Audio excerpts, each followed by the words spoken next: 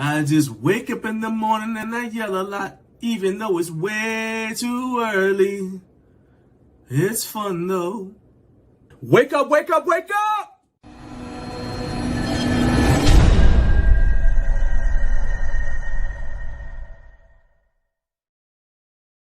Wake up, wake up, wake up! Thank you for getting up way too early with Garage Gym Life.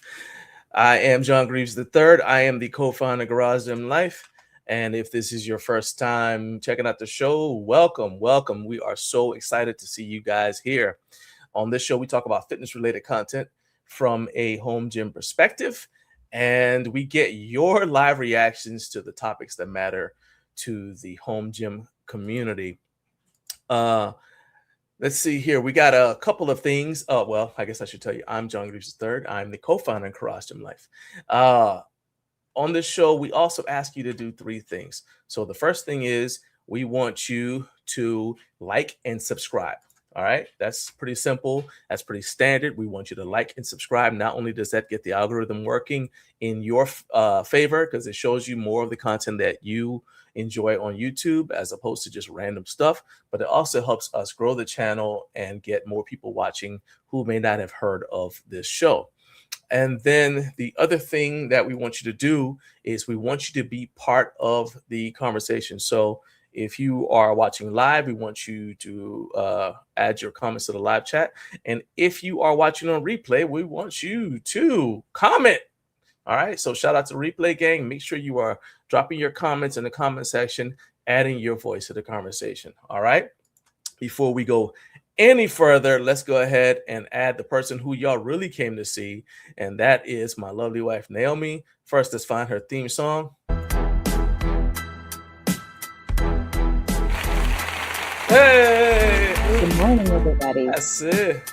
All right. What is up? All right. Feels like I haven't seen you in like 30 seconds. That's right. And that's way too long. It's way too long to go without seeing you.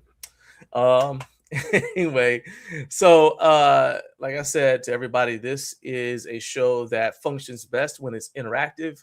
We want to hear from you guys. We don't want to just make it a conversation between me and Naomi, and we don't want it to just be a monologue. So I need you to post your questions and comments in the live chat, especially while we are live. And the other thing we need you to do is share this video with people. Start sharing this video link. Let them know that we're out there. Let them know what we're doing and that it is worth their time. All right. We appreciate all of your support. All right. Let's go ahead and let's get this thing rolling here. Naomi, why don't you go ahead before we go and see who's here in the live chat? I already saw some people lining up for the show to start. So before we go check them out, go ahead and let us know who is here. I'm sorry, what's on the menu for the day? I will say you're going to change it up on me, huh? All right. So here's our line today. So at 6:05, we have news and other things with me. We're going to go over, 11 weeks before Home Gym Con. Forget about the fitness center. You can work out in your hotel room. Then we have Linnell Fit is announcing a new design philosophy for women's home fitness focused on comfort, alignment, and long-term strength. And then, of course, we want your content.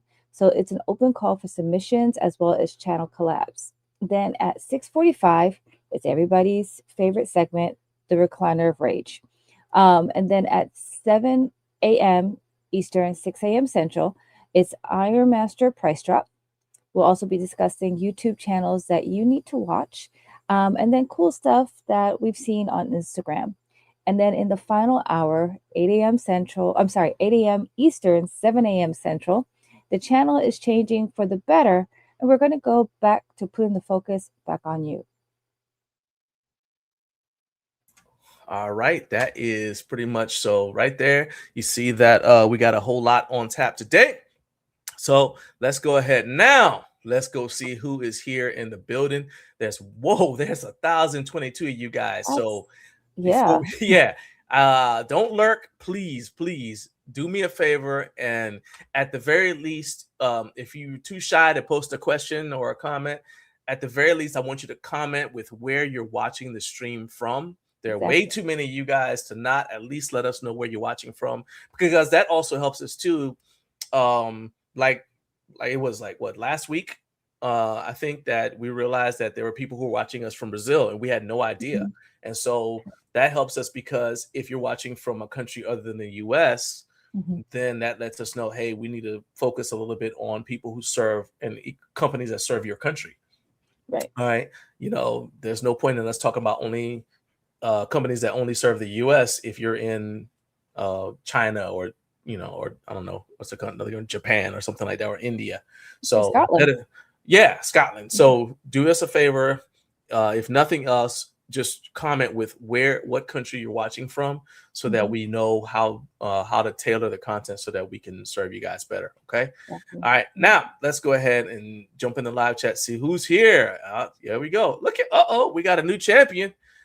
Jared was first in the building. He said, going to Good be a great morning, morning. Jared. Got his coffee. He's ready to go. What's up, Jared? I'm still working on my coffee. Let's see here. Carlos right behind him at 4:50. So Jared was here at 4:40 a.m. I had just finished my squats at that time. Then Carlos said, it ain't no fun without Dr. John. Look at that. I appreciate that, Carlos. Oh He said, boy. wake up, wake up, wake up. I'm sure the shade is coming. All right. Shade is incoming. Letha, Balance and Grace Coaching, said, happy Friday. Let's do this. We got to get Letha back on the show. Absolutely. I want to hear from Letha to see what's going on in her world. She said, happy Friday. Let's do this. That's right. Sean from Colonial Barbell Club says, happy Friday.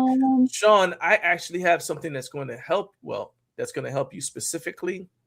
We got a video that is going to be going into our members only section probably by tomorrow afternoon. By tomorrow afternoon, we'll have it in. I'll have it up, and it's a video with 25 tips for content creators. So it is from Mike Carlson. Mike was on the show last week, and Mike went ahead and put those tips in, put a lot of tips in video form.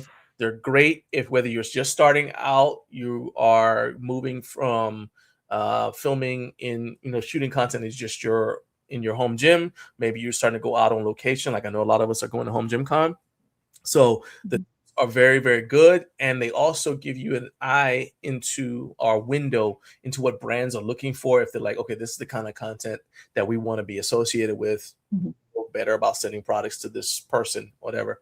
So that's coming. All right. And everybody else who's a channel member, appreciate your support. That's going to be available for you guys to watch no later than tomorrow afternoon. Yeah. So, all right. So anyway, good morning, Sean.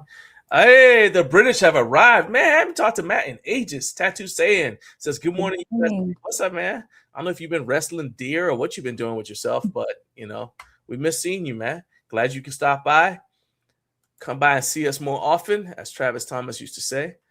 Carlos said, liked and shared. I appreciate that, man. Carlos, that's why Carlos is my guy. Sean said, locked and loaded. Yeah. This is the comment I've been waiting for. Carbs Gym. Yep. Here we go. We official now. Now we're official. Yep. Hey, Manu Parkson Gym is here. So you know what that means. We got to let the people know the good news that MWPIG5 saves 5% at Prime Fitness USA. Hey, we got to get the word out there, Naomi. Yes. Everybody don't know that yet. I don't know that. I told you, every time I see it, he takes time to come on the show and, and be in the chat and participate. So I'm going to support him by telling everybody to, and I believe actually MWPIG5 will save you 5% at Xmaster as well. So just, in fact, from now, just if you go to a website, just randomly put MWPIG5 in case you save 5%. All right. Yep. So there you go. Yeah, that's probably what you should how you should live your life in general. Carlos said my mic sounds nice. Hey, I appreciate that, man. I always forget to ask people to give me the sound check. We do a sound. Naomi and I do a sound check beforehand, but things have been known to happen, so I appreciate it. Look at you flipping things around. It says question of the day: where'd you get that shirt? Should I be lame and say, well, I'll be answering that on Mailbag Monday? Make him wait. That'd be lame. You can answer it, but you can drop the. Now. I'll tell you right now. That's not how to spell it. Everything. All right. So I'm going to the website, and I always forget when I go to the website. The first thing I'm going to see is Jason's trying to look seductively at the camera. I think that's hilarious. So I was about to hit the applause, and I was like, wait a minute. The first thing it's going to look like I'm clapping because Jason unbuttoning the shirt, and we definitely ain't doing that. So no. A whole other level. So we'll just go ahead. We're just gonna. I'll just take y'all. So here's the link. So this is you see what I'm talking about? That right there. Come on, Jason. That's my guy. Come on, Jason. So it's AOE apparel, and so this is all the stuff he is. So Jason makes the only wrist wraps that I'll use, which are right here. Shadow band wrist wraps, and let me make sure. It's been a minute since I bought this shirt, so I'm just making sure that he still has it on the website. If he does not, then I didn't want to send you to the wrong, send you there for no reason. Let's keep going. Let's keep going. This is where I got it. There it is. There it is, right here. Yeah, there we go. All right, so I'll just go ahead and I'll copy that. So you got the link, but yeah, this is it. That's where I got it. It says I bench periodically, and it's available in 2 different color options. Naturally, I went with essentially black and red with highlights of white, because that's just what's appropriate. It's available in 2X all the way down to extra small. All right, so there you go, and I will post that link. This is not a sponsored link. I'll just post it in the chat right there. All right, there you go. All right, so there you go. Shout out to Jason too. Jason's a good dude. I need to get him back on the show as well. Matt said, "That's right. The king has returned." Hey, okay. Hey, you know what, dude? I'm not gonna even. I ain't gonna even argue with you. If you self-identify as the king, all right. Yeah. All right. Let's see. Carlos said, "I'm lurking from Houston." Is Houston a country? No. It's really not. It's really now. People in Texas think some of them still think that they're a republic. There's that, but Texas is a state that just keeps going. They used to be a republic, used to be independent, But Carlos says, "See, I was trying to be good." No, me. Hey, hi, J. Ron. There you go. See that? J. Ron. Let's see here. Matt says, "Sorry, I've been gone for a bit. Work's been chaos lately." Dude, I understand. Sometimes life is life and work is part of life. Sometimes there is no work-life balance. I get it. You're just trying to balance. Yeah, you just like, I'm just trying to make it. Inca has arrived. What's up, Winston? Morning. What's up, my man? Let's see here. Whoa!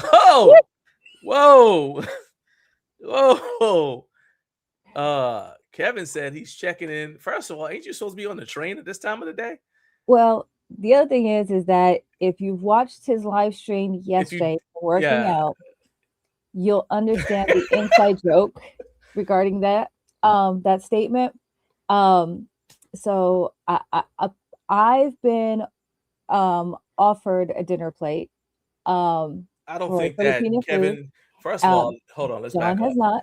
Kevin, so I'm invited to the barbecue. Naked and you getting a dinner plate don't go together in the sentence. They also don't go to. I don't also don't go together in the sentence with Kevin being buck naked anyway. So let's just start with this. So I'm gonna say, y'all need to watch Kevin's live streams. He blames me, okay? But I'll say he was going outside and he said, "Okay, so I'm going outside," and apparently he had some for those who don't know, so he had some neighbors who complained because he was having some rowdy party, and so they complained. We were just having a barbecue. I'm just telling you what he said. So the police were called. It was loud enough for the police to get called, right? The police get called. Kevin said he didn't get in trouble, but he's mentioned that he bribes the police with food. Okay. No, it's not bribing. It's not bribing. Okay. I'm just telling the story. Well, it's less food to put away in the fridge. That's just the background. So that was all prior to yesterday. So then yesterday, he goes outside on his balcony. He's like, "Okay, I'm going to go outside on my balcony for this part of the workout." And here's the thing. The neighbor who's right there is the one that did the noise complaint. And so I was like, "Oh, look at Kevin flexing his dominance."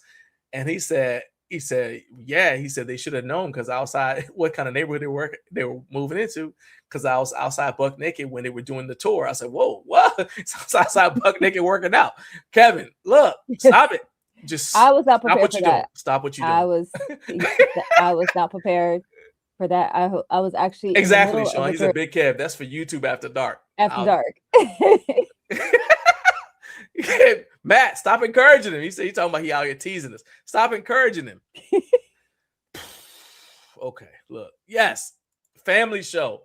And heck, Kevin's kids are part of the dang family. Okay, I don't understand what's going on there. All right. Well, it could be part of the culture. Well, I mean, again.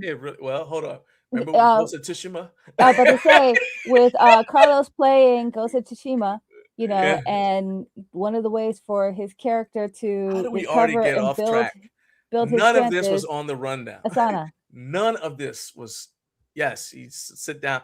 Yes, on the video game, you sit in the dang in a hot spring outside and think of with no clothes on and think about your dad. I'm not comfortable with that as a way to level up in the video game. But if you want to see that live stream, you can check out Carlos's channel also. Yes, that's a much more wholesome life. Yes. Now he does. He has costumes. He does have costumes. So okay, hold on. Wait a minute. He's got costumes.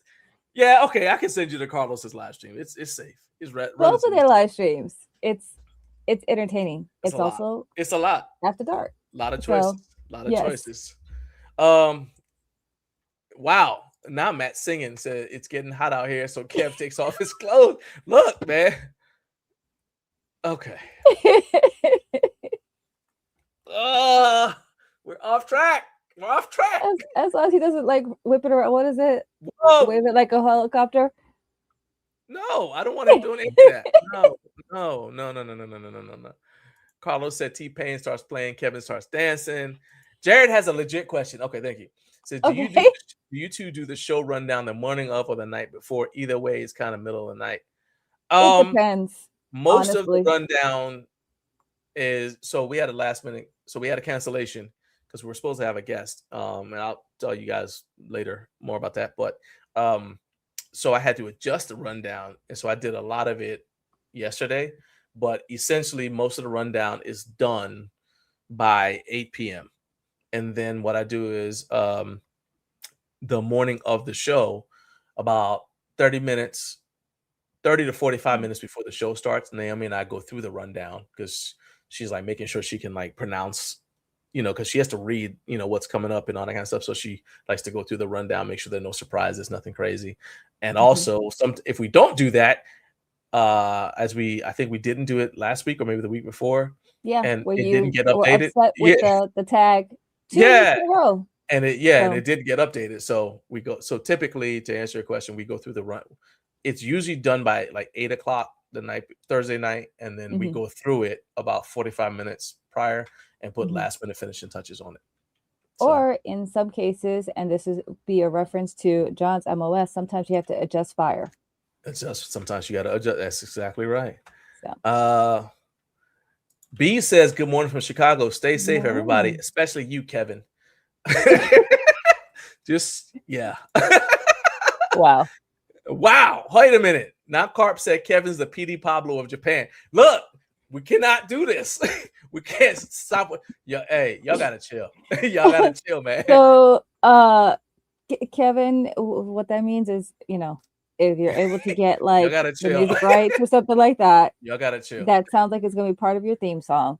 We're not on track, Kevin. We're not on track at all.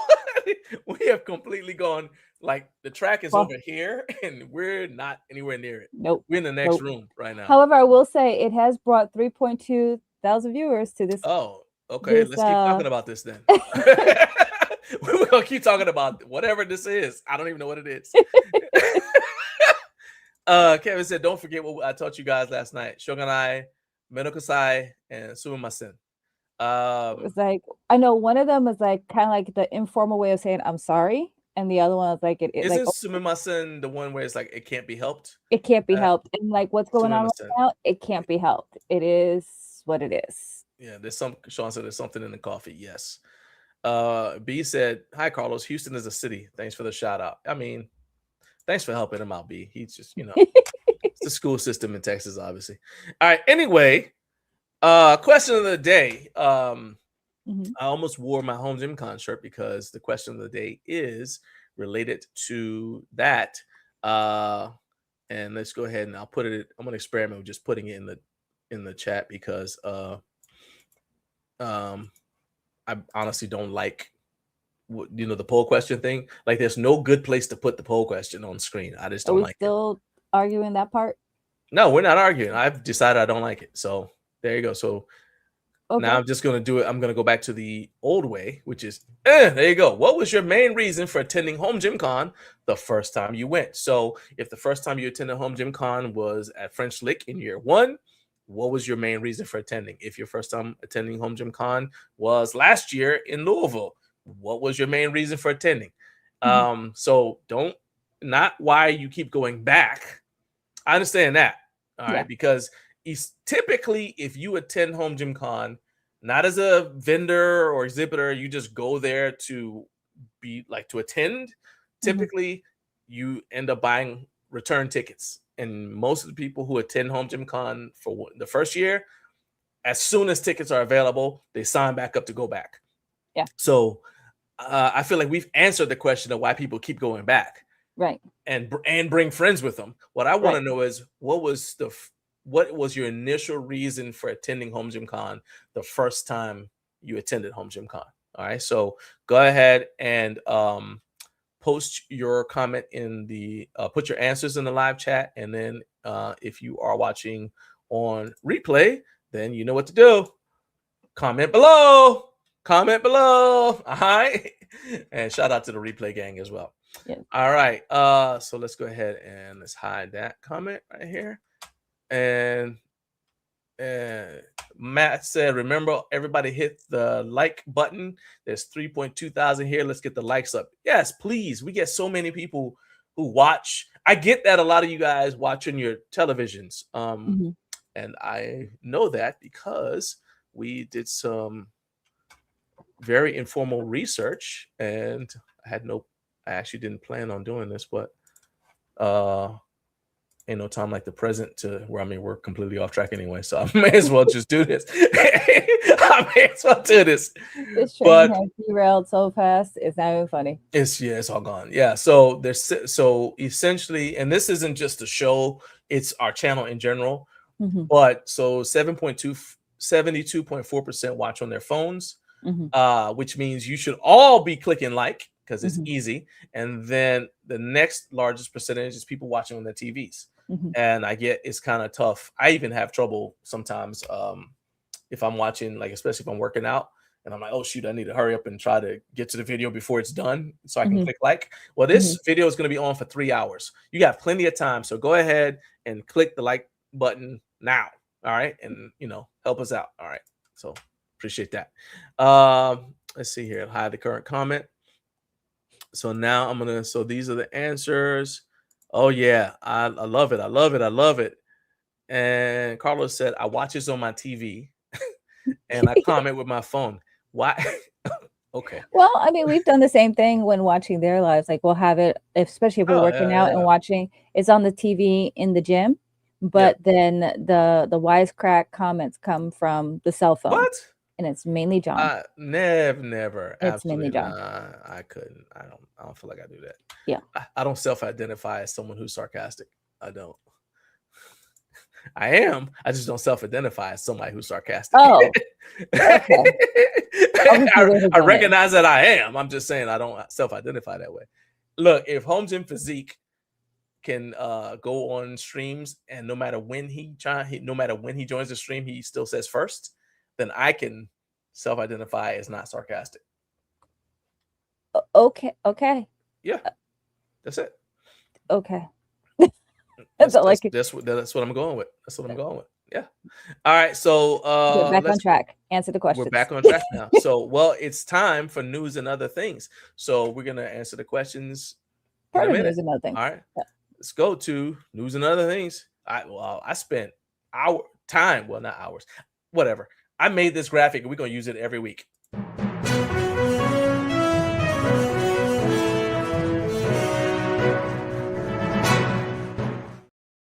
That's right. I'm dang proud of it too. All right. Anyway, I'm extremely proud of that graphic.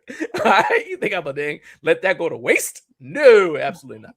It All is right. one step short of it being added to our tax return as a dependent, apparently. Just saying that I'm proud of it. Its last name is Greaves. So, all right. So let's go ahead and let's dive into the answers to the question of the day. So, as a reminder, question of the day: what was your main reason for attending Home Gym Con the first time you went?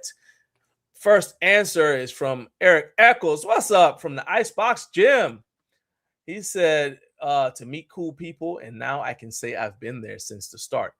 That is 100%. Well, I wouldn't say it's one of the reasons why I wanted to go, but I think it's one of those things that I noticed was like, oh, that's kind of cool, like to be able to say I've been there every year. And I'm actually, I don't know if everybody's collected all of the Home Gym Con t-shirts, but I think it'd be kind of cool, like 10 years, when you get to the 10-year mark, it's like, who's got all of the t-shirts, you know what I mean? Like kind of like when you like follow a band or something and everything, like, okay, I got their concert tees everywhere they went. Got their albums. And yeah. And you can say that. I think that'd be kind of cool. Be kind of cool if somebody does that. But yeah, that's legit. Jared said he went there mostly to meet everyone he had been getting to know on socials, and I figured that would be an answer for a lot of people, even in year one. Well, actually, especially in year one, because a lot of us had never seen each other in person.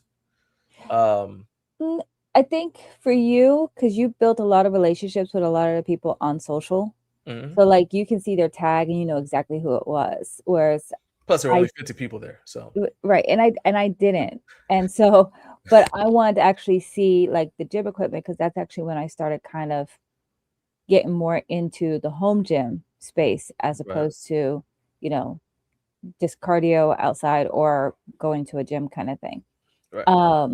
But then actually going there and supporting it, but then again a chance to meet people and everything, it really was kind of like, well, like I said before, the home gym version of like the Arnold Classic, where we got together with friends that we've built those relationships with from the Animal Barbell Club and stuff. So it was actually kind of cool. I think so he said the explosion, so he wanted to meet everybody, and then the explosion of vendors for year two. So Jared actually didn't go to year one, he went to year two. That was his first time attending because he didn't find out about year one in time to attend. And but I'm glad that you got to experience French Lick, because that's another thing that those of us who experience French Lick, I don't want to say it's like, I mean, to me, it would be almost like a separate event to have, like, again, the 10-year to say, hey, let's everybody who was there for year one, let's meet up in French Lick and just kind of hang out and see where everybody is or whatever. Still have Home Gym Con wherever it is, at a different time of the year. But I'm saying, like, or whatever time of the year it is. But then at a different time of the year, it'd be cool to go to French Lick and say, hey, let's just have a I don't know, original OG reunion or something. And that should be doable because Home Gym Con that first year was like in February or something like that. Yeah, the only thing is thinking back of the floor plan, because I was there for year one. I missed year two. And then that's why year three stuck out so much for me because of just that quantum leap. But thinking about the floor plan for year three, fitting into the floor plan that's at French Lick, I don't think there'll be enough space. Right, but I'm not talking about moving Home Gym Con back there. No, I'm saying moving back, but like if you say like everybody who was there for year one, just the people, just right? to go, not like even if the brands wanted to go who were originally there for year one, we'll still have space because we had space the first time, right? So you're like, okay, so we started this thing, and it's like a cool little thing to see like what has built. And I just think it'd be really awesome to just be able to say, again, this is like 10 years down the road, but like, all right, look, this thing started here, let's go back to where it started and just kind of hang out, because by that time the amount of relationships that would have been built, I think would be really cool. And then you may have some people who may want to come and say, well, I want to see what this French Lick thing is because I've never been to French Lick. I started going to Louisville, you know what I mean? And I just think it'd be kind of interesting. I mean, the building was really cool, the history behind it and whatnot. I like really liked tunnels and all that. that tunnel. Yeah. That showed how they connected the buildings to make it into a bigger kind of resort kind of thing. Yeah, I enjoyed it. Yeah. So there we go. Letha said, honestly, the initial reason I planned to go to Home Gym Con was just for the experience, but then I was invited by a brand to help in their booth, and now I will not ever miss it. Exactly. But that's what I'm telling you. It's like everybody who goes is like, oh, this is amazing. And you never want to miss it again because, like you said, it's like the art. So this right here is signatures that we got every year going to the Arnold, except for the first year that we went. And it's like, so it's like we built, so this banner is full of signatures of people that we met, relationships that we kind of built and cultivated over the years. Yeah. And that's how Home Gym Con felt to Naomi and to me.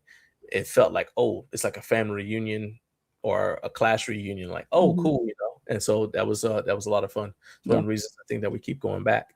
Carp said I couldn't get off in year one. I couldn't get off work. Year two, I scheduled the time off as soon as I hit the date because of fear of missing. As soon as I got the date because of the fear of missing out. And yeah, that's a lot. So that happened. So a lot of people heard about how much fun we had in year one, and they're like, "Oh man, I missed out." So they're like, "I want to go." And then what you end up having is I think what happened in year two is you had a bunch of people who went. They were like, "Oh man, this is." In year one, we were like, "This is great." Year two, people were like, "Oh, we missed out on year one," so they went. And then some of the people from year two were like, "Man, it's hard to get here," and they started saying, you know, and that's when you started hearing people say, "Oh man," and I liked where it was, right? But I think people in year two were like, "Man, it'd be so much better if we had this or this," and they were like kind of looking at how to improve it. And so then we're like, "All right, well." Then Jake was like, "All right, we're gonna go to Louisville for year three," and I still remember us being concerned, like, what's it gonna be like in Louisville? Will it feel like? Will we still have that same vibe? I think we did. I mean, it was kind of cool. Like, you know, yes, you're at the venue, yes and no, we did, and then go into the hotel, but you see like, oh god, I can't remember his name, but he had bought equipment and he had like one of those wagons, and he was carrying the equipment in the street back to the hotel in the wagon.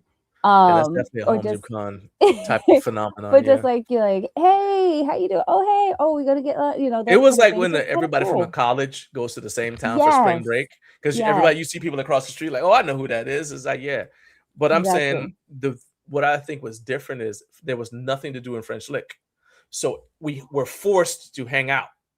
When I say there was nothing to do, I mean like, yes, you could go play golf or something like that because they did have stuff there, but for the most part, we all went to the VIP dinners. Even people who didn't pay for the VIP dinners showed up at the VIP dinners, right? Because we were all on those little shuttle buses. So basically, we were all together. A lot of people, I wasn't there, but a lot of people hung out in the bar, just talking shop or whatever to the wee hours of the morning. And in Louisville, because there were other things to do, what you had was groups of people who just went out and did things. And so that's what I mean by it was kind of like that, and it kind of wasn't. Sean says, I bought tickets to see all the people I've been watching for a while. It's the cherry on top that I'll be on the media team and get to see all of the new equipment. Yeah, 100%. That's cool. Man. Yeah, 100%. That's, to me, and this is one of my reasons for going. Well, I just say my reasons for going. My reasons for going is, number one, I feel like we are media, okay? I look at us as media. And so I'm like, if you're media and you cover an industry and that industry has an event, you should be at that event, right? So it'd be like, to me, if you're a content creator and you say that you cover the home gym space and Home Gym Con happens and you don't go, it's like somebody who covers the NFL saying, "Nah, I'm not going to go to the Super Bowl." To me, it doesn't make any sense. Or the NFL draft or whatever, right? Like, so what are you doing with your life, right? So that's one of the things for me, one of the reasons. The other thing is because I genuinely felt when I first heard about it, and you guys can go back and look at from day one, the first thing I said about it was, this is amazing, and I wish that it had existed back when I started my home gym journey in 2001. I would have loved it because at the time, all we had was the Arnold. And remember how long you and I talked about, oh, we want to go to the Arnold. It'd be nice to go to the Arnold. We want to go to the Arnold. That's all we knew about. So if Home Gym Con existed then, I would assume that we would have wanted to go to it. For some of the same reasons. Like, oh, I just want to go check it out, Let's see. I also think Home Gym Con helped pave the way. And again, I think and I'm just going to put it out there. I think it paved the way to cause it to be a platform for brands to hear from their customers to help shape their branding, their marketing, their equipment ideas, etc. So that way they knew what we were looking for in our home gyms. Right. Some people, they'll see like when equipment drops, like, okay, it's either I need to have this, or is this something that's going to replace something that I already have in my gym? And it's an opportunity to actually be able to see, touch, experience, and talk to the brands as well, as opposed to just being on a website. So, and I think also what's great about Home Gym Con is especially with the brands, how approachable majority of them are. Yes, 100%. And the thing is too, at the Arnold, you'll stand in. This was one reason why. Okay, actually, I'm not gonna say that. I think it, but on this, I'm just saying it's not necessary to talk about it. To me, the thing with the Arnold is you spend a lot of time in lines waiting to talk to people. Right. I remember, so going back to, I think 2013 was when we first went. That's when we drove all the way up there. And drove all the way back. Took a nap, went to it, and then went and took a nap again. Went back in as the day, it was shutting down for the day, and then we drove back to Georgia. So let's like a 14-hour drive each way, right? Maybe 16 each way, right? Yep. So we literally did that in essentially 24 hours, right? A 24-hour period. And I just remember Mike Bridges, a powerlifting legend, and he did a little bit of CrossFit after he retired from powerlifting. I remember meeting him, and I think he was at the C4 booth, and he was one of the nicest people. That's also where we purchased our Spud Inc. Tricep pull press down, or cable Spud Inc. Cable attachment, right? And I remember Mark Bartley. Spud was extremely cool. I remember not having a good experience with Lou Ferrigno, and I have not been a fan of Lou Ferrigno since that day. And I just remember watching people standing in long lines to wait to see people, and you get 30 seconds. All right, I'm going to sign this and shake your hand. Okay, move along, right? And so that kind of turned me off about it. And then what made me want to go back was because we got involved with Animal and doing all the stuff for Animal. And then it was like, oh, well, now I want to go to hang out with the people, not so much to just go to the Arnold. And it's the same feel for for Home Gym Con. It's like the brands are friendly. Yeah.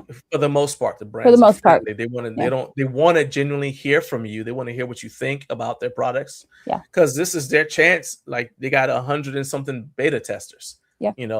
Especially if you say, oh, I have this of your product. And it's like, it's so interesting to see the flip of it.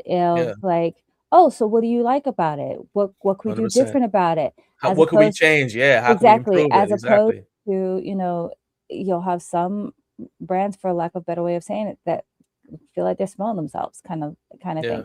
And they're not that way. Not at all. It's just, it's a really great environment that Home Gym Con came up with and is continuing to do moving forward. So brands who don't have a good attitude don't thrive at Home Gym Con, and they end up not coming back. I'll just say that. Yes. I'm just gonna say that. Yes.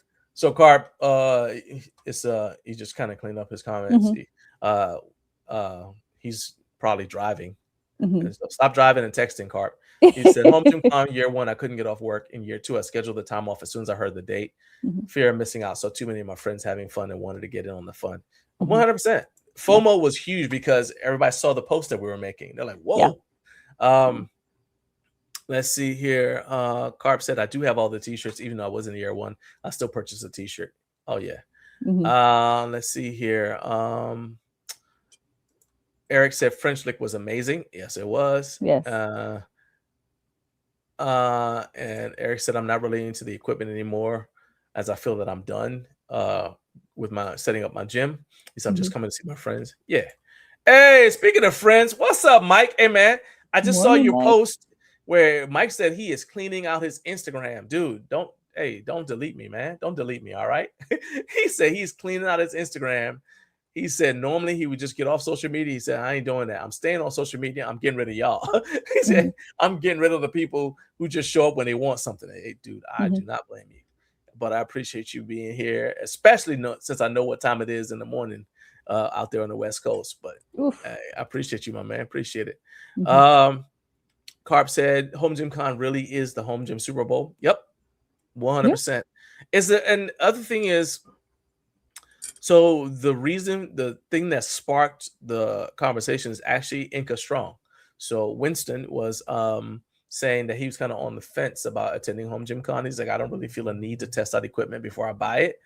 And I don't really know if I need to just, like the draw of saying I want to go meet people and hang out with friends isn't there for him, right? And so I was like, dude, I'm just telling you, first of all, to me, I'm not about to spend me personally, right? I don't personally feel comfortable buying anything that's over $500 if I haven't seen it in person first and made sure it works. And that's just, call me whatever you like, but I'll say present because I can't do it, right? And that's a big part of that is because I've seen too many times. Well, I said this on Mailbag Monday. I remember when I worked in public gym, I knew a lot of bodybuilders who had multiple gym memberships, and they would do, say, chest day at one gym, leg day at another gym, because they liked the chest machines. Yeah, but they didn't like how the leg extension at that same gym felt. They're like, I love the leg extension at this other gym, right? So extrapolate that into just because you see a review of a product online the reviewer says it's a great product doesn't mean that product's going to fit you. Right. It may be the product may be great, but it may not fit your leverages because of where the fulcrum is, just whatever, right? And so the moment arm, it just may not fit you, even if you and that person, the reviewer, are the same height. So to me, if you're going to spend a lot of money on something, I'm like, you save money if you just wait, save up, go to Home Gym Con. It really isn't that expensive in the grand scheme of things. Go there, try a bunch of stuff out, and now you're good. It actually saves you money in the long run. And let's see here. And Matt said Arnold's in the UK was so disappointing this year. I had a 3-day pass because of competing in strongman. I didn't even bother going to day 3. Dude, we haven't been to the Arnold since 2019. Every now and then I'm like, I'm like, let's go to the Arnold, and then I'm like, I think what made the Arnold I gotta work special that day. for us was I gotta work that day. I ain't gotta was the connections that we had. Yeah, because we were seeing, we were meeting up with people that, again, from from Animal, that we would all go to the ABCs and work out. We would go to BDs to eat afterward. It was just that atmosphere, that fun, And then there have been changes. Hey, remember that year you were pregnant and you couldn't go, and I not only went, I convinced like 4 carloads of other people. It was a caravan. We literally did a thing. I said we're gonna convoy. So there's the animal cage at the Arnold, and we called it Convoy to the Cage. We said we're gonna drive up. I can only do one day. We're gonna drive up Friday night into Saturday morning, get some take a nap in the parking garage, go to the Arnold, go to the ABC event, drive back home. And we literally had a convoy of, I want to say there 4 or 5 cars all just driving up to Columbus for this. And the cars were full of people. Each car was full of people. All right. And see, I usually love to drive, but during that time, you couldn't go. Yeah. It was very uncomfortable. Thank you. And so now I'm thinking about that. We had somebody drive up to our house from Florida. Yes. She parked her car in our yard, in our driveway, got in our SUV with us, and then we drove all the way up. So when we got back from the Arnold, she still had to get out and drive further down back to Florida. Yep. All right. It was a lot. So I'm just saying that was how we felt about the Arnold, and that's how we feel about Home Gym Con now. Yep. Matt said people in the UK queued for an hour for a pre-workout sample. It was chaos and not worth it. That's what I'm saying. With the Arnold, really they just care about getting numbers in there. That's why they got like badminton and all kinds of other stuff. Painting. It's great. But it's great because like I mean you have so many different sports in the different venues, so like it's never anything that's boring. You know what I mean? Yeah, I mean there's stuff to see. There's stuff to see. There's stuff to do. Like I still want to be able to do the pump and run. I couldn't do it before. I do want to get that off my bucket list. That to me is something that'd be cool. And I wouldn't mind competing at the Arnold in powerlifting. Mm-hmm. That would be like maybe the only reason I would want to go back. Yeah. What's up, Jake? Jake said, John, I didn't even remember this, but he said that I was the second person to buy tickets in 2022. Yes, I was. Like I said, I believed in Home Gym Con from the moment I heard about it, because I was like, man, I wish this had existed in 2002. I really wish it existed. So Lou is not your favorite Hulk. Lou is not my favorite person. Let's see here. Hey, there we go. Mike said, you ain't going nowhere. You're my guy, Ball Bros. Hey, look, don't let me reach out to Ball Bros and see if we can't get a dang sponsorship for me. All right? Don't think I won't do it. Porter Fizette, what's up, Matthew? Ashley, hey, what's up?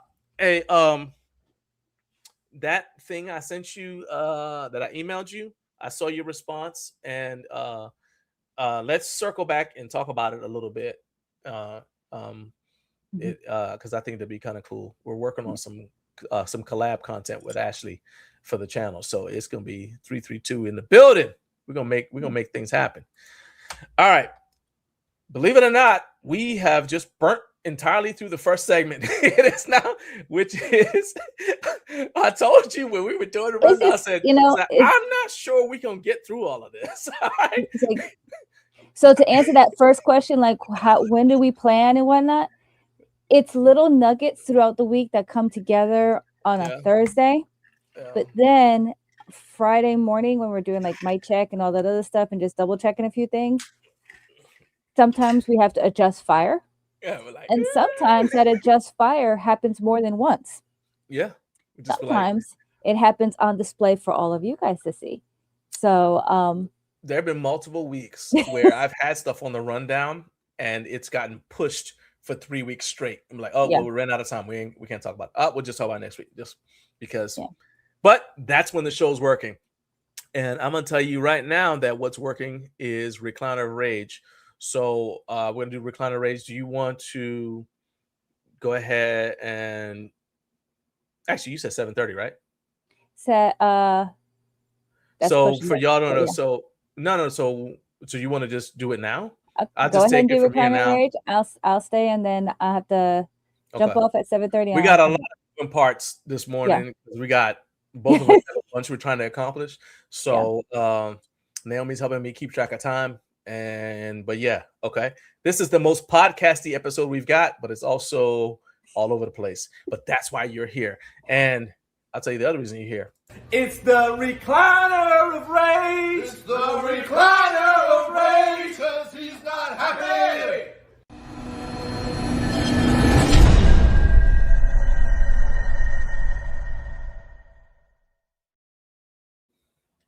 Okay, so this is the most popular segment because you guys like watching me crash out.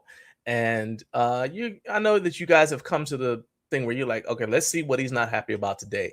And once again, I am upset. Today's Recliner of Rage is dedicated to the despicable lack of freezing and cooling exhibited by my ice shaker. Okay, look, I'm not happy.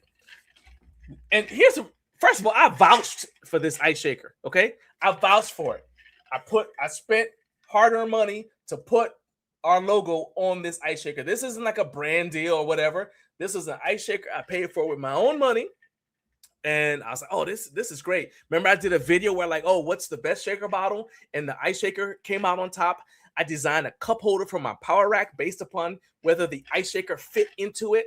I vouched for it. I vouched for this product. And now I put ice into it. And then the time it takes to open the lid of whatever product I'm planning on adding to this, to the water and ice in here, the ice already started melting. The whole purpose of this product is to keep stuff cool. The whole purpose, think about it. It's in the name, ice. I put ice in it. I put ice in it. I put liquid in there, usually water. I turn around, open up the container. Let's say it's pre-workout. Turn back around, go to put pre-workout. I'm like, wait, why is the ice melting? That's insane. There is absolutely no way you could explain to me why I put ice in this thing and it doesn't last long enough to still be cold by the end of my workout. I literally, before the show started, had to go get ice and put it in here to make sure it would stay cold. It's in the name of the product, ice shaker. You see me shaking it, there should be ice in it. It's in the name of the product. Put that down before I break something. I don't understand why something that's designed by hardworking American entrepreneurs to keep things cold just can't fulfill its primary function. I don't get it. That last sentence had a question mark, not an exclamation point, because I genuinely am confused. I don't understand how something designed to keep stuff cold can't keep stuff cold. It's like, well, what's your purpose then? What is your purpose for existing? I got plenty of cups that don't keep stuff cold. I don't need another one. You got literally one job, not two. I don't expect it to keep hot drinks hot. It tells you on the website, this one is not designed to keep hot drinks hot. Well, maybe it's the insulation in the lid. Okay, it's wearing out. That's unacceptable because this is a replacement lid. I dropped it one time and this right here was messed up and I couldn't get just this part, so I had to buy an entirely new lid. So this lid isn't even as old as the entire unit.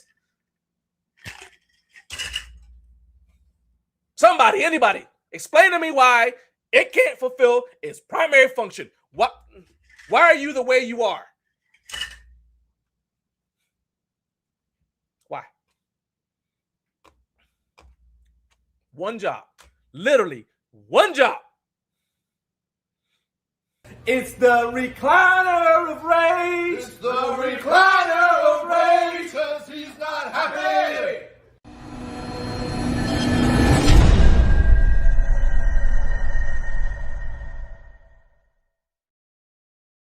In completely unrelated news, we are now accepting applications for my new favorite shaker bottle.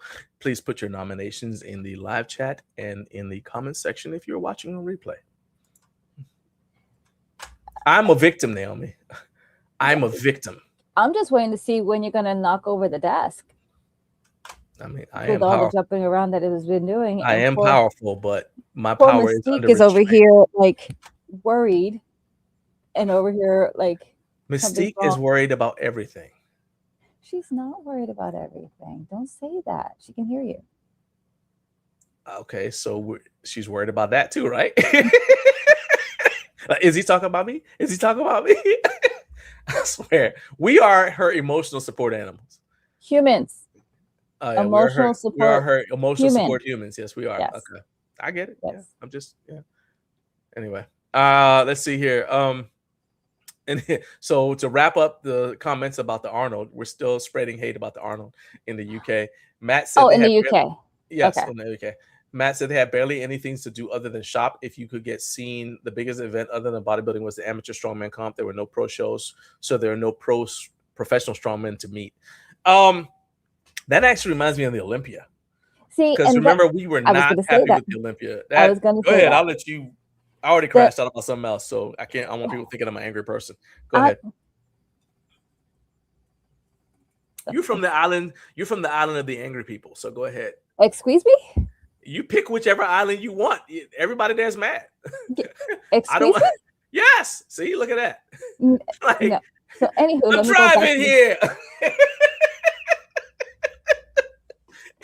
People just don't know how to drive. All right. Okay. But I digress.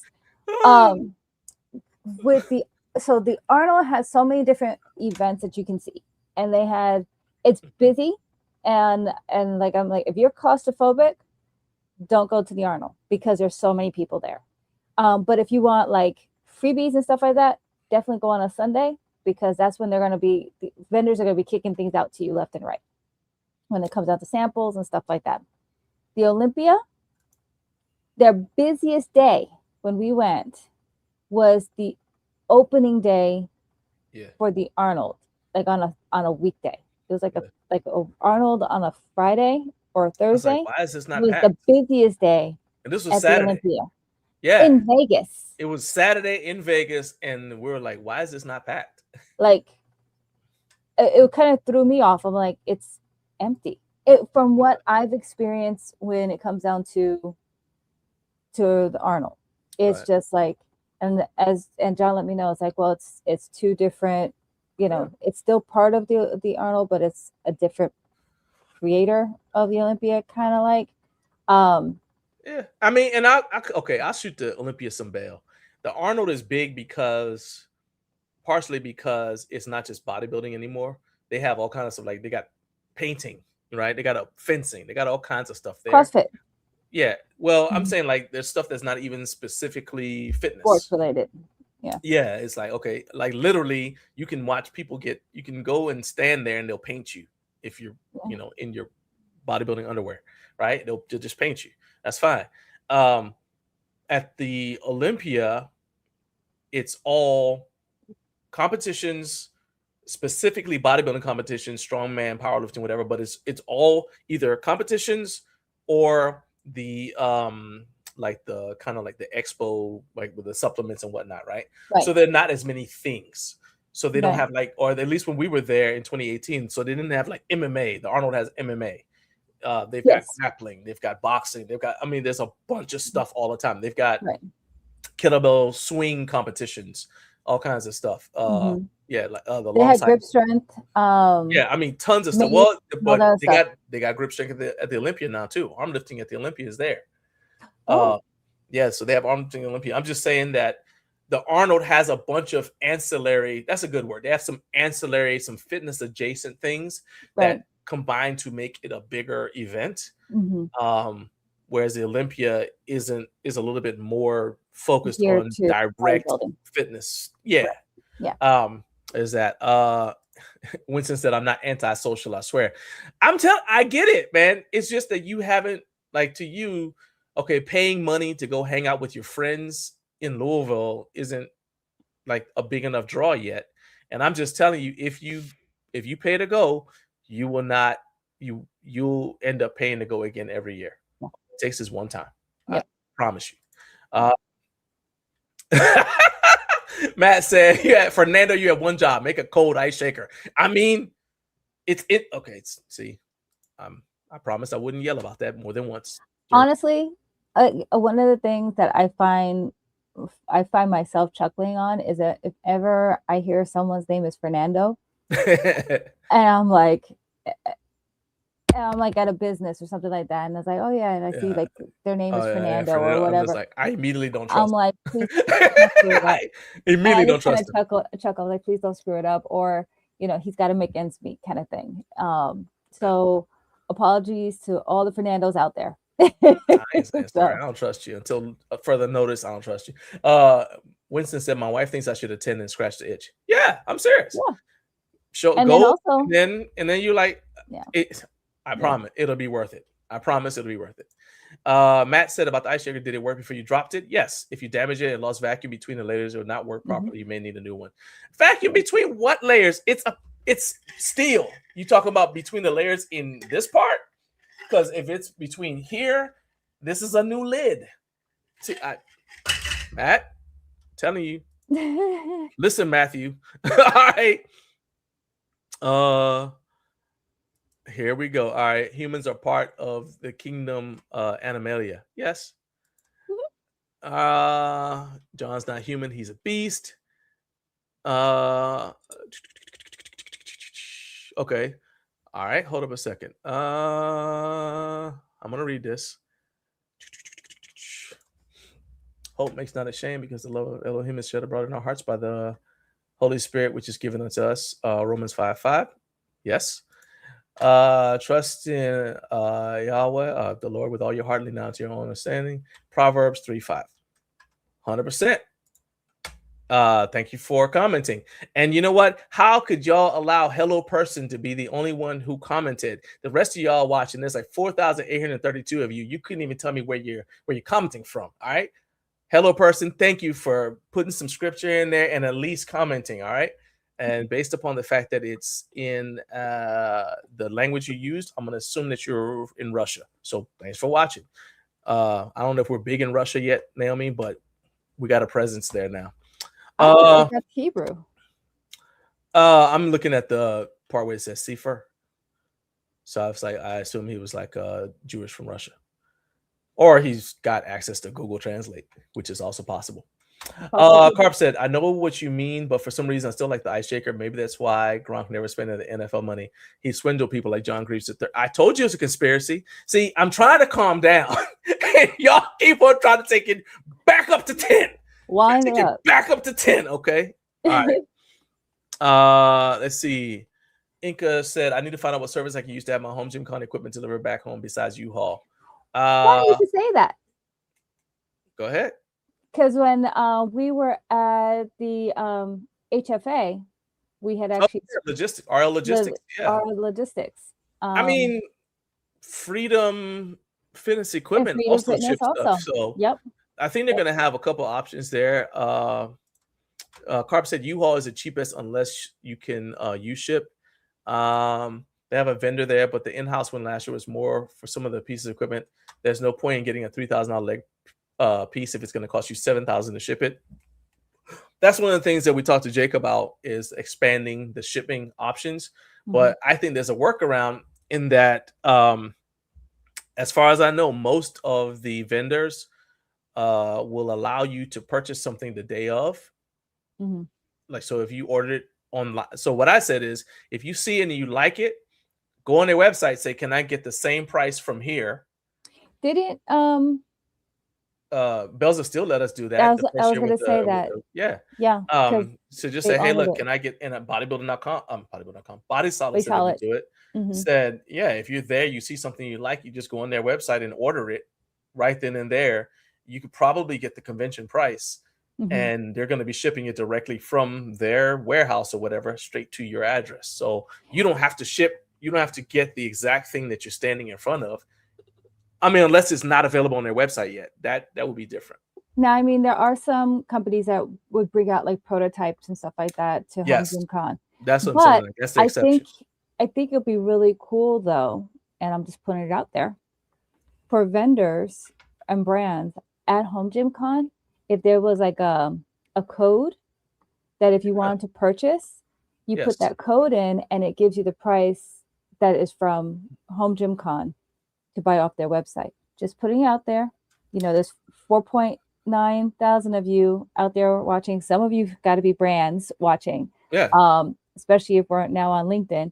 And I know Jake is watching. So and Jake is watching, so I can put it out there and like, hey, you can also with the foot track that's coming through. Just give exclusive for coming into the Home Gym Con. If you see something you like, the brands have a code that is just for those that are attending that are there. Only valid. Yeah, only valid during the weekend or something like that. I think that'll work. And speaking of that, that's actually an excellent segue. Well done, Naomi. You're a trained professional. Because the list of brands that are for sale from booth, they've added a couple of brands to it. So let's go to, let me see if I can share the screen real quick and show y'all this. And just like that, we're back on track. All right. So for sale at booths, this was actually supposed to happen at 6:15, but I digress. Anyway, it was? Yes, this is the first thing in news and other things. It's the first thing I put down. All right, that's all right. We're only 45 minutes behind schedule. That's all right. Okay. It'll be all right. That's fine. So So PRX Performance has a build limitless half rack, a functional trainer, the Pro Squat Rack with multi-grip pull-up bar, the profile folding incline weight bench, Thresher barbell, Mako barbell, and Swift barbell. These are all products that you can get. You can pre-purchase. So I think the value here is, I believe if you buy it, you can have them. You can pick it up at the booth there. You save time during the event. So they're like, and then you can get special offers or discounts. So their contact information is right there. So if you want to purchase any of the stuff that's on this list above the highlighted part, you reach out to austinb@prxperformance.com and you'll be able to purchase any of those products. Then Freedom Fitness Equipment, shout out to our guy Ashton. He is selling hammerclad flooring. The half-inch thick confetti fleck rubber rolls. She's going to have 22 rolls, 50 feet long each, and the price is $300 per roll. The contact is there, AFI freedomfitnessequipment.com. I'm going to actually, let me just do this real quick. I'm going to share this link right here. And all right, so I just shared the link to that page in the live chat for everybody watching, and I will share it in the description for those of you who are watching on replay. But anyway, and then you can go in there, you'll see all the contact information. Glute Slide is also offering one glute slide. You can just contact them, info@gluteslide.com. Ember Box is going to give 20% to any sale, 20% off to any sales at the show. A 15-pound Ember Box, 25, 40, or 60-pound Ember Box. You're going to get 20% off. There is additional cost for shipping, but for pre-sales, you can just enter Home Gym Con at checkout, and they've got the link to their website. So if you don't know what an Ember Box is, there you go. Okay, so there you go. That's an Ember Box. So if you're interested in that, and again, it comes in 15, 25, 40, and 60 pounds. Bench not included. There you go, right there. You would. And why? I'm just saying, you know. You would. Then Husker Power Locks, I think, is on there as well. Yeah, I think it was on that. Yeah, okay, so Husker Power Locks. So they got some not only barbell collars, but also bags of locally roasted coffee and weightlifting straps. Just reach out there. And then our guy, David, Kodo Geek Grips, he's going to have several of his attachments. So the version 2 Kodo Geek Grip cable attachment, the XL, the Kodo Geek Grip cable attachment, the XL Fat Grip tricep rope, link straps, a bunch of different things. And then he's got some new products as well that'll be available, including the Kodo Home Gym Harry collab cable attachment. So you guys just reach out to him. He's got his email on there as well. Chisel Fit, you guys may remember him. He was on the show a couple months ago. He's going to have a hybrid rower there for $19.95, which is a show special, and then his multi-dimensional squat machine, special show pricing.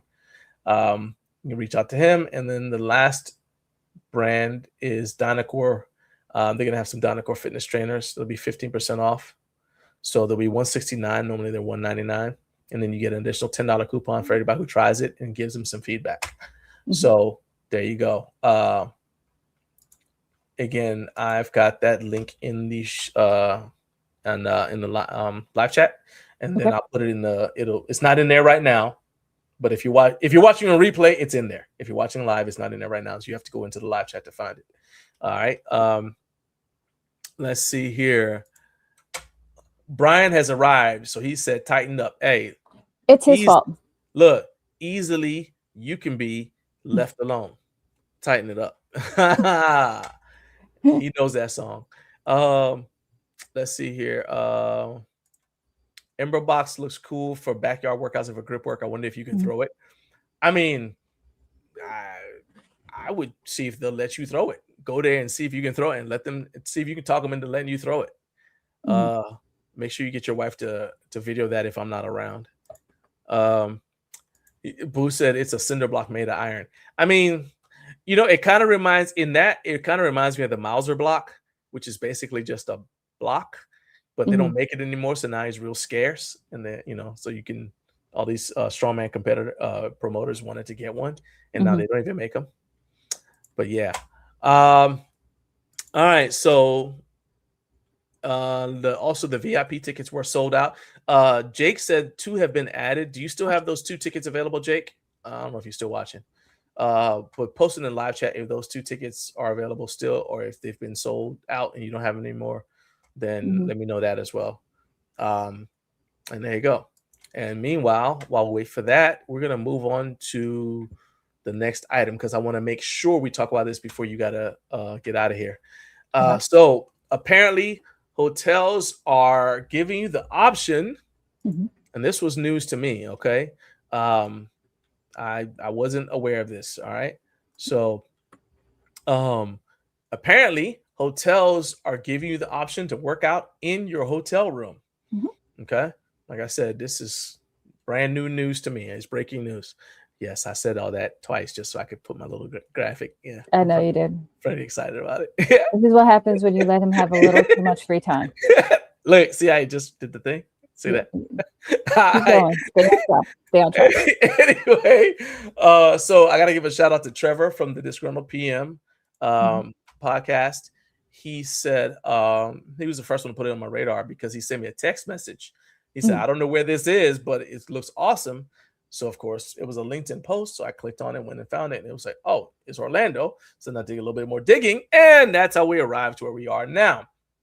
And that is that there are several hotels. There are different hotel chains, and they offer different levels of it. So the first one I found was Hilton. All right. And they have a thing called 5 Feet to Fitness. So let me go ahead and share the screen. All right, so 5 Feet to Fitness with Fitness Zone, and basically it's something that's available through the Hilton family of hotels. So I want to say the DoubleTree by Hilton allows it, but there's a list of all the different places that participate in it. So right, so it's got the Hilton Hotels and Resorts, the DoubleTree by Hilton. So like the one in Atlanta, DoubleTree by Hilton in Atlanta, the DoubleTree, the one that Trevor sent me the link to was the DoubleTree by Hilton at Orlando Airport. Okay. Embassy Suites by Hilton in Knoxville. Hampton Inn and Suites has one location. Homewood Suites by Hilton does it, and the Hilton Garden Inn. These are like the hotels that participate in it, right? So what they give you is basically you get your choice of what they call a gym racks. So the gym racks is this. Actually, there's a better picture. Oh, so that's different. They actually have like a rack in your room, which is different than what I experienced. So it sounds to me like you'd have to have a specific kind of room too, because you'll be able to fit that in there. Yeah. So it would probably be a room that already has that in. So if you say, okay, I want this, I don't think they're gonna like take this up to your room specifically. I think they're just okay. Well, give them a room that's got that in there. At least that's what I would do. I ain't about to pick all this stuff up and move it up. To I wonder how reinforced that room would be, because like it would probably have to be on the first floor. Maybe. That's what I'm saying. It's like, would you want to risk it? Quiet in the adjacent room or the room next door, kind of thing. But because I know you had mentioned this morning when we were going to the rundown, and I was like, oh yeah, no, I've experienced that where they let you work out in the room. But it's not like with this kind of a setup. I mean, it's a lot. It's a lot. Like you do have, they do bring like the equipment to the room. It's almost like you, and it was at a hotel. So what you experienced was different. A little different. So let me stop sharing. You just go ahead and talk about your experience. It still had weights and stuff like that in there. It had the bands that so it's like a kit they bring to your room, and it was at a hotel in Sarasota. That I had to go for a conference at, and I can't really remember the name of the hotel, but it was something that was offered, and I was like, oh, curious, and borrowed it so that way I could, can use it. And it's think of it kind of like renting it from a library kind of thing. But like it's advertised on the screen that this is available. I was like, that's kind of cool in case you didn't want to go down to the gym or you didn't have time, or you're in Yeah. between, you're able to borrow that for your stay, kind of thing. But to see what you just showed for the Hilton, where it's actually like a half rack with, you know, medicine balls. It looked like it was sandbags too, and maybe What is it? slides Okay, in there. so it's got I Those look think like those are like sandbags. kind of like Bosu ball or half Bosus. Okay. Then it's got like your TRX, stuff for HIIT.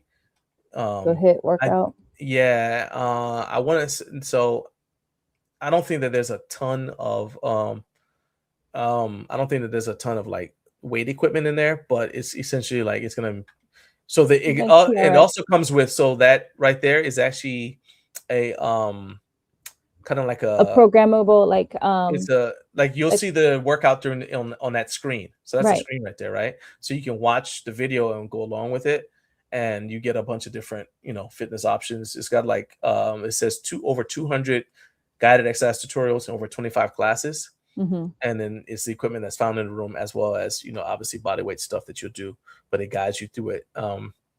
So that's the kiosk, and then it also comes with an indoor cycle. So Mm-hmm. this right here that you see, the middle option, is Mm-hmm. what you get, like the kiosk. Or you could just say, oh well, I just want the gym racks, right?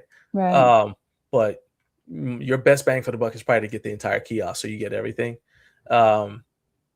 And I guess some people may say, nah, I just want to get an indoor cycle, you know, whatever. So I wonder what the price difference would be to your room.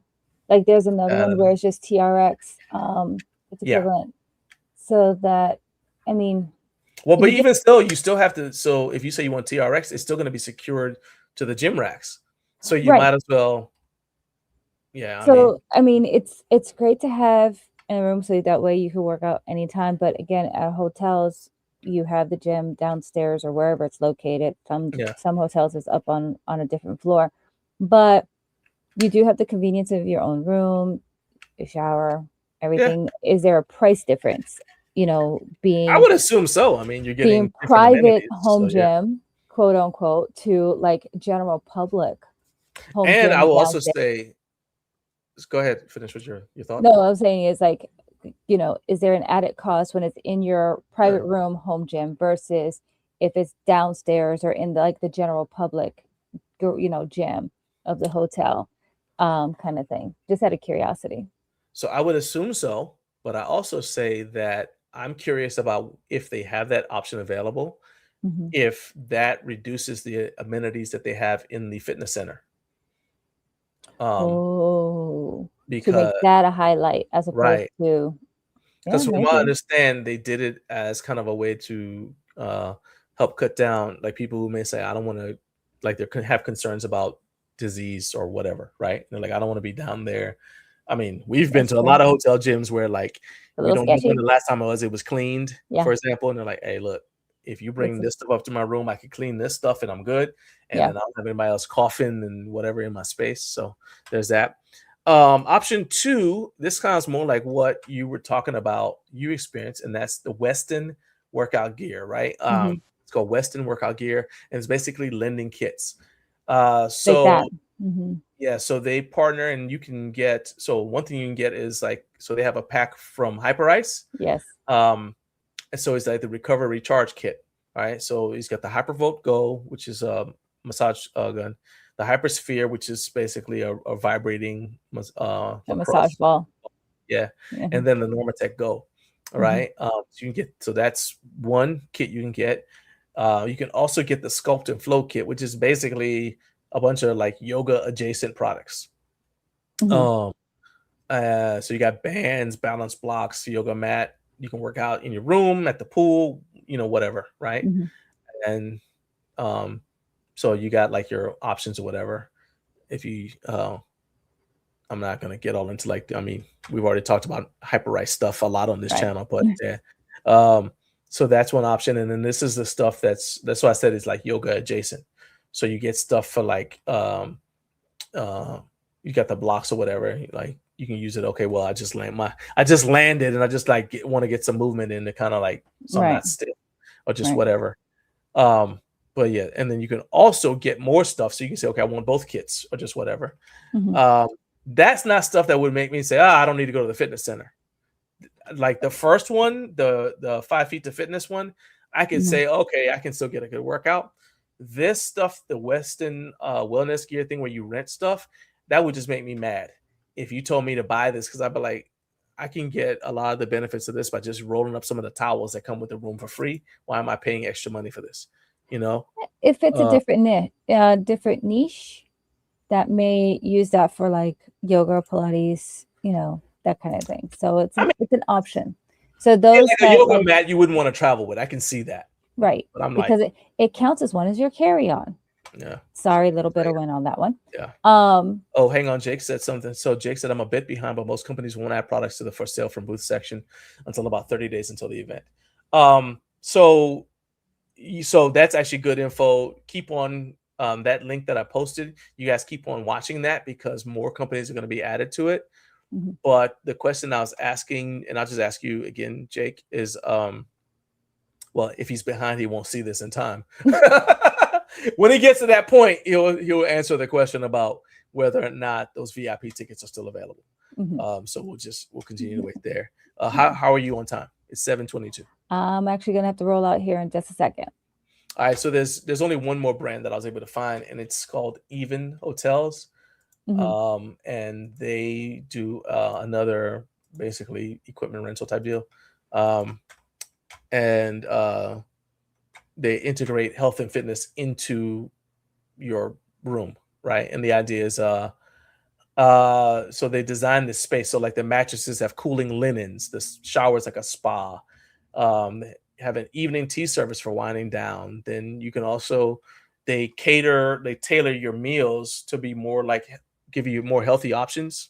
And then they also say they have you can train, I think it's, so they have something called the in-room fitness zone with resistance stretching and cardio gear, or you can go down to, they have an athletic studio, so a fitness center basically.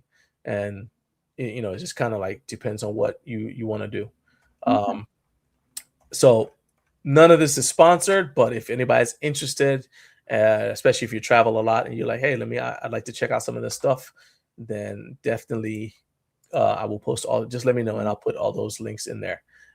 Jake said the VIP tickets remain. Okay, so we still have the 2 VIP tickets. If anybody wants them, you go to homegymcon.com and grab those tickets. They are still there as of 7:24 a.m. Eastern time. All right. Can you do Linnell Fit, or do you want to just do it when you get back? I can push it to when you get back. I could do it when I get back. Yeah, because I don't think I'm the right person to talk about Linnell Fit. Well, I mean, it's talking about women's home fitness, and I have a certain perspective about what they're promoting or their perspective, and I think it'd be better if we, I'm not a big fan of dudes telling women how they should train in general.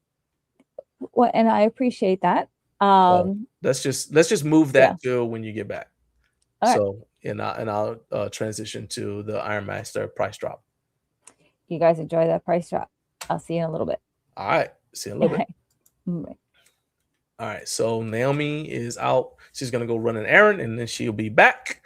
So while we wait, we're going to move on to the next story. It is actually, I forgot. My bad. Bad host. Shout out to the Central Time Zone. It is 6:25 there. So for those of you who join us, whether you're just joining us or if you've been watching since 6 o'clock your time, we appreciate you guys being here. The show doesn't work if you guys don't show up. So I'm going to just tell you guys 100% thank you for being here and welcome. Thank you for joining us. Thank you for giving us a chance. Do me a favor and hit the like and subscribe. So that you can not only educate your algorithm and let it know that this is the kind of stuff you want to see, but also so that you can tell YouTube that this is content that is worth showing to other people. We give y'all a little quick hint about how YouTube works. So whenever you start a live stream or you upload a piece of content, if you're a content creator, you want to pay attention to this because this was news to me. Okay. So regardless of how many subscribers you have, when you upload a piece of content or you start a live stream, YouTube is going to share that with about 200 people, give or take. And typically those 200 people are not people who already subscribe to you. Okay. Because the assumption is if they subscribe to you, they already like your content, right? So the first people who will see your content when you first upload something or you first start a live stream are not people who are already subscribed to you. Instead, it's going to people who are not subscribed to you, who may have never heard of you, because YouTube wants to know how engaging your content is and if this is something that they need to push. So if within that first hour or so, if the first 200 people who see your video don't hit like, don't engage with it, don't start watching it, then YouTube will say, okay, well, we don't need to show it to as many people because obviously this is not interesting enough and they don't want people to leave the platform. Okay. So that's why I say, as soon as you start watching, you see people who do uploads, they immediately say, hey, do me a favor, hit like, hit subscribe, because that means that if you're one of those first 200 people to see it, if you do hit the like, even if you don't subscribe, if you at least hit like, that's going to push the video out to more people. Okay. So if you just tuned in, do me a favor, hit like. And if you enjoy what you're watching, hit subscribe. All right. As a matter of fact, just hit subscribe anyway, because there's not, you can always unsubscribe if you decide that this is something that I changed my mind, I don't like it. Okay. And then if you really like what you see, what I'll ask you is drop some comments. All right. Especially if you're watching on replay, comment and respond to the topics that we've been talking about, because I want to add your voice to the conversation. That's why it's called YouTube, not MeTube. All right. That's the dad joke for the day. All right. So let's move on to the next item on the rundown. So we're going to go behind the scenes of the Iron Master price drop. So last Thursday, no, so not this past Thursday, the Thursday before last, we were talking to Brian from Iron Master, and he let us know that the prices were going to drop on the equipment. And he said we're dropping prices about as much as 33%.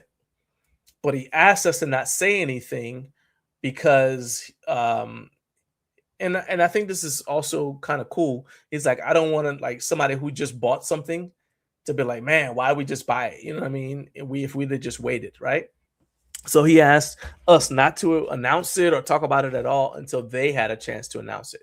And so we agreed, because we believe in cultivating relationships and respecting when somebody says, hey, we're going to tell you something ahead of time, but please put an embargo on that information. That's what it's called when you do a media embargo. It's basically you saying, I know this thing, but I'm not going to say anything about it until the date that you say it's okay to talk about it.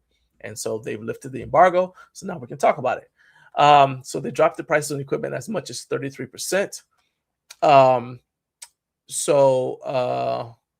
The average price drop was about 10%, but some items were dropped up to as much as 33%, right?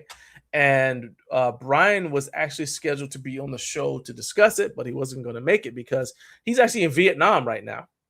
He and his wife are in Vietnam, and they're enjoying some time together. And so even when he said, hey, I'll try to be on the show, I was like, I'm a little skeptical. I've been married over 20 years. I don't feel like this is a promise you can make, my guy. But he said he would try, and then he emailed me back. It's like, you know what? You were right. I don't think we can do this. So I'm like, I completely understand. And I would much rather he put his wife first than put us first. All right. As much as we would love to have him on the show, he can do that another time. Right now, let's just, I was like, hey, man, hang out with your wife and we'll just reschedule you. So he's going to come on the show later on, a little bit closer to Home Gym Con. But he did give me the behind the scenes. So here's the reason for the price drop. He said basically, this is what they said. And they said this in an email they actually sent out to their affiliates. It says, so this past week, nearly all of our equipment prices were dropped an average of 10% in price, with some items dropped as much as 33%. Why? A couple of reasons. Years of investing in our supply chain, building our own factory, etc. He said the first round of new tariffs were announced just before we were to implement this plan. And while it was a setback, it was temporary. So the bottom line is we've worked hard to lower our costs, and we're pumped to make them live and to finally pass these efficiencies on to our customers. No gimmicks, just the same great gear for a better price. So that was a statement from Ironmaster. Although we're not affiliates, they were good enough to give us a heads up. Actually, we found out about this before the affiliates did. So I appreciate that. And as you guys can see in the graphics, that this is not a sale price. It's a price adjustment. So this is a permanent reduction in cost. And I think that this is even more noteworthy because, and I asked about this, not only if you combine these with their everyday package prices, you could save another 5 to 12% off the new lower price. But to me, it's impressive because Ironmaster is based in Washington State. And Washington State, along with California, has some of the most aggressive tax rates for business in the country.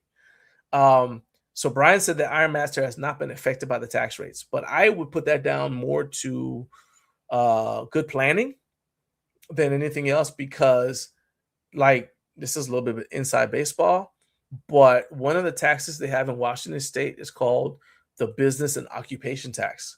And so I looked it up, and without getting too into the weeds, this is a tax on your gross receipts, not your net profits.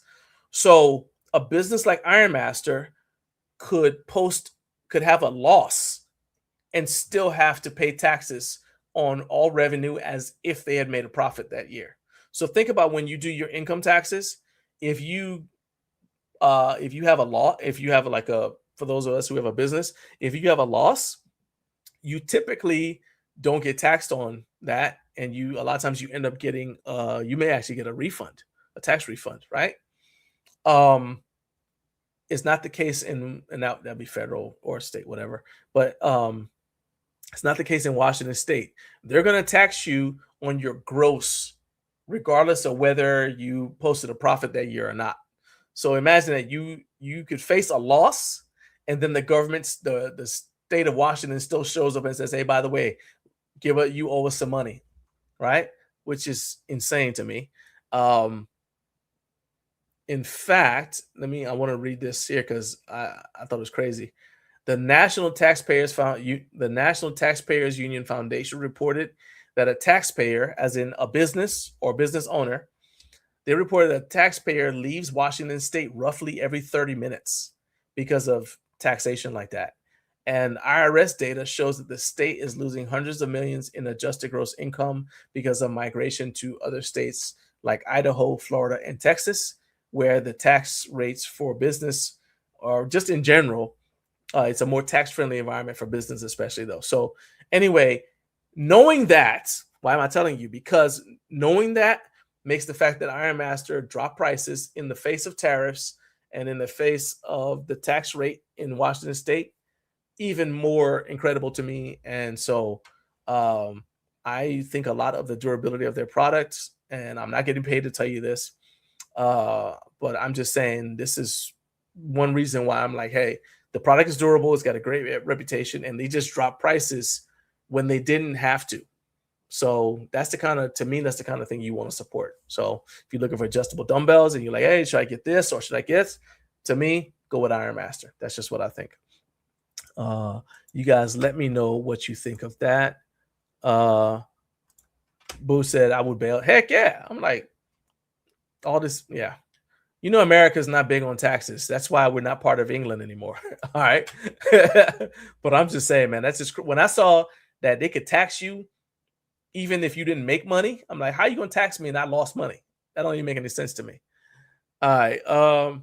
Now, let us move on to the next thing. I'm trying to make a decision here, which way I want to go with this. All right, we'll start with cool stuff I saw on Instagram. All right, yeah, and then we'll come back. All right, so I saw some cool stuff on Instagram, and it kind of fits in with where I want our channel to grow. our channel to go rather. And we'll talk about that a little bit more in the 8 o'clock hour. But here's the stuff that I saw on Instagram that to me is kind of interesting. So let's get rid of the stuff that was up here. What in the world? Sorry, I just saw people are emailing me. So let's get rid of this stuff here. I'm cleaning up my tabs. All right. So the first thing I saw that I thought was pretty cool. Yeah, we're catching up. We're getting there. We're getting there.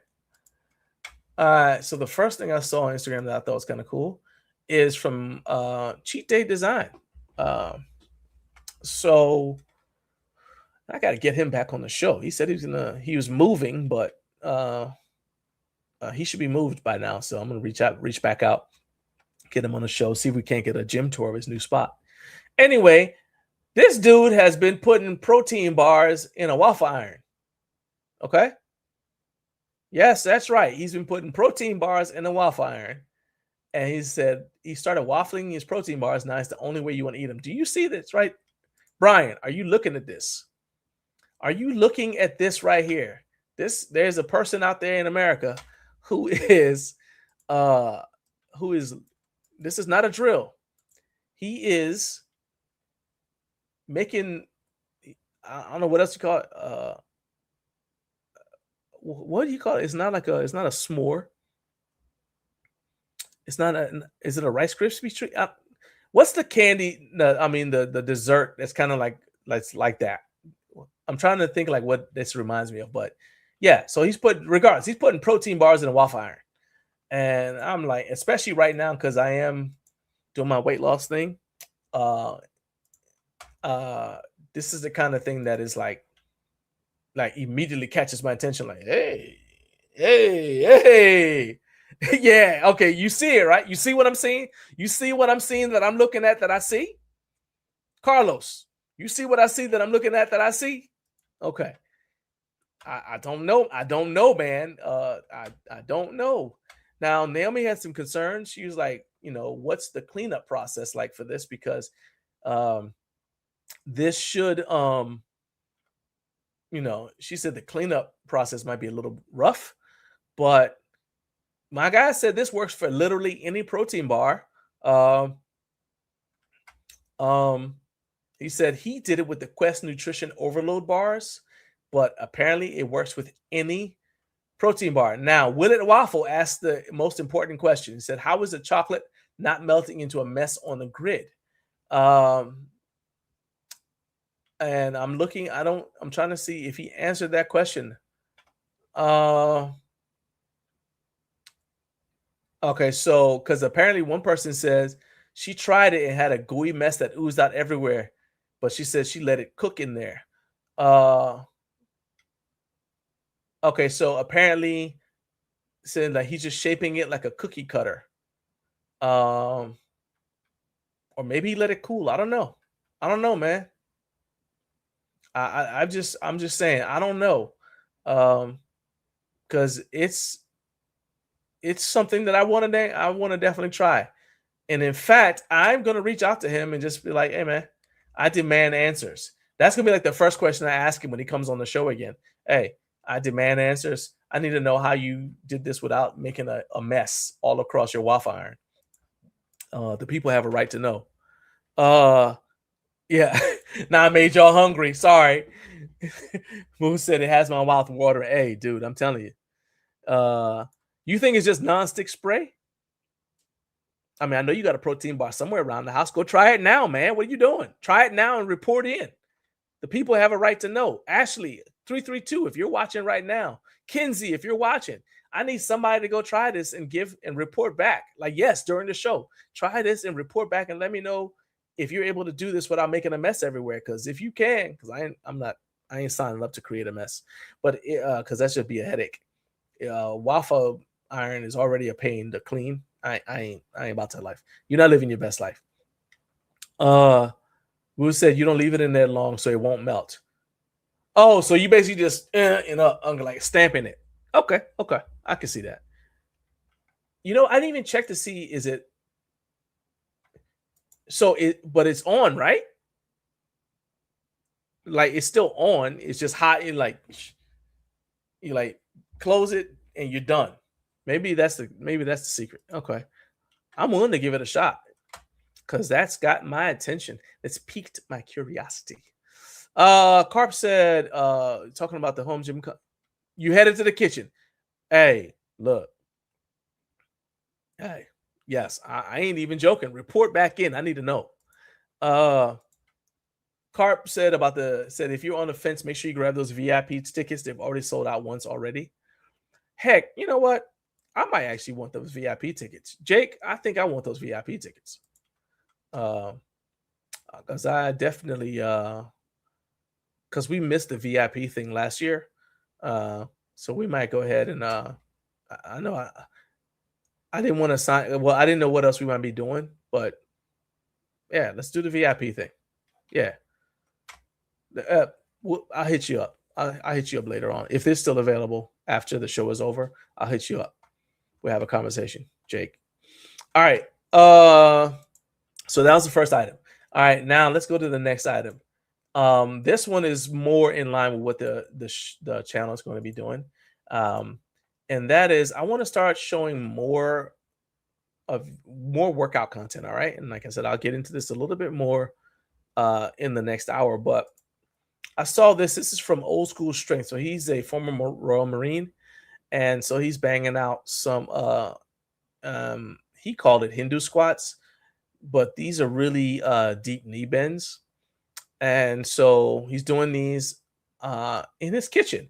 I'm not sure why he always does these in his kitchen because he's got a home gym. Okay. But hey, it's his house. He can he can exercise wherever he wants.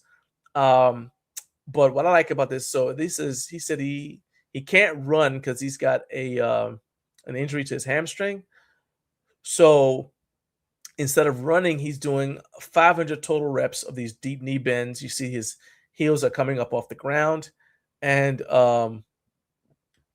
he said he does 500 total reps. So 400 reps of bodyweight Hindu squats first. And then he does the deep knee bends with 4 sets of 25 reps with a 20 kilogram dumbbell. All right. And so he said because he was already 400 reps deep, he didn't need much weight to get a training effect. So to me, this is cool. Not only because he's finding a way to train despite the injury, but kind of like what Eric was saying, Eric Eccles has said multiple times, and I hear you, man. I'm there with you. He's like, dude, I'm not really as interested in just looking at equipment anymore. And I find personally, I'm not really just looking at equipment anymore. For a while there, if I saw a new piece of equipment, immediately, like in somebody's video or something like that, immediately I want to check it out, see what this is, right? It would come across my Instagram feed immediately. I want to know what it is. I still see that stuff, but I don't seek it out anymore. So if somebody tags me in it, I'll check it out, but I'm not going looking for it like I used to be. Now I'm looking at more training stuff because I'm looking for ideas, especially like mobility things, cardio stuff, ab training stuff. Not necessarily stuff that I'm gonna like do, but stuff that makes me think. I'm reading articles about training, a lot of different things, because my focus is like I'm trying to get back to the roots of what the channel was about, and it was training. So shout out to let's see, Old School Strength Coach. In fact, I'll just go ahead and I'll show you. So his name is Simon Martin. Now I don't follow him on Instagram, but he came across my feed. I was like, oh, that's kind of cool. So he's a former Royal Marine Commando, and he's got a cool slogan. It says, "Run more than a lifter and lift more than a runner." All right, so you guys see that he's got a ton of stuff. So he's always working out in his kitchen. But I'm telling you, he's got a home gym. He also, so his gym is outside. It's got some stuff out there. I'm trying to see. There we go. So yeah, so this is his home gym. It's out on his it looks like his back, we would call it a back patio. But yeah, so he's got a home gym. But hey, if my man wants to work out in his kitchen, I am not going to get in the way of that. Okay. So there's that. All right, so I just thought that was cool. So shout out to him. If you guys want the contact information, or not contact, but if you guys want the link. In fact, I'll put the link in the description so you guys, if you want to follow him, you can. He's got a lot of cool training footage, thought-provoking stuff. I'm a big fan. You know what? Let's see if I can find it. He's got a cool video where he talks about rows. See if I can find it. And it was like I actually started doing rows like that, and I was like, oh yeah, I like it. It's the value of seeing something and being, and you get like this Instagram thing or social media thing where you see something and it's different than something you normally do, and then you're like, because that's not something that you've seen before, you immediately got something negative to say about it. Whereas I'm more of a, well, let's try it. Let's try it and see if I like it. If I don't like it, okay, fine. But a lot of times I'll just try stuff, right? So I'm just kind of scrolling down. So hang on, let me see here.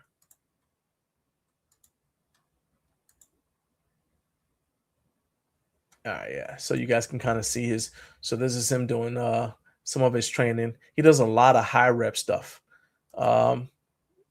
But I'm scrolling down. He had a man. If I wasn't looking for the thing, it'd be easy to find it, right? But he had a video about rows, and I was like, oh yeah, I like that. His dumbbell rows, and I was like, all right, I'm gonna definitely give it a shot. Let's see. If I can't find it, I'm gonna just straight up give up and move on with life. But basically, it was a way to do high rep rows, high rep heavy rows, and it kind of reminded me of croc rows, but it was a little bit different. So it kind of got my attention. I was like, oh, actually, that makes sense. And it's one of those things where he's like, before you say anything, just try it. And I did, and I'm like, oh yeah, okay, this is definitely worth doing.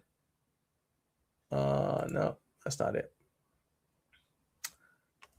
All right, so here's what I'm gonna do. When I find it, I will find it, and then I will share it on next week's show, just so I can show you. Oh, there it is. Found it. I'm pretty much, there you go. So he said, I'm doing this as an alternative to croc rows. So you guys see right there. So the difference is a croc row, you wouldn't come up as high. I mean, you see how he's doing it almost like he's starting a lawnmower. And he says he does it like 5 sets of, I want to say 5 sets. So 5 sets of 20 reps each side. And I'm telling you, don't just try it. Okay. Just try it. It's like a high pull. You see, he's using he actually uses straps so that grip doesn't get into it. So just a little thing, a tool for your toolbox. I tried it and I really liked it. It fires up your upper back, and even a little bit of rear delts. So yeah. Here, I'll copy the thing right there and stop sharing. If anybody wants it, I just pasted the link right there. So that's a good training. Jared, I think that you'll like that one. I just posted the link to it in the live chat. So you can check it out. Let's see here. All right. Next thing I saw, again, this is all workout stuff, because I think we spend quite enough time giving free advertising to equipment companies, and I don't have a problem with that. But I think that, as we were saying, you guys need to be the star, not gym equipment. He's the old big back Jared. Yeah, I'm telling you, I'm saying, like, so the reason why I said specifically Jared, because Jared's got has a big bench. And I've used that movement I was just showing as a bench accessory. So yeah, I think it's tremendous. I tried it. So this is not something that I haven't tried. I tried it and I loved it. I was like, oh, that's definitely in the rotation. It's in the toolbox for life. So he calls it Commando rows, and I like it. Kevin said torso day coming up. I'll try it. There you go. Kevin refuses to call stuff the names that we all use. All right, but hey, yeah, give it a try though. See how you like it, man. I think you'll like it. Remember, you gotta do 5 sets of 20, and you may have to use straps. Carp said I'll be back for the replay. Yeah, man. Shout out to the replay gang. Appreciate you hanging out with us for a while, man.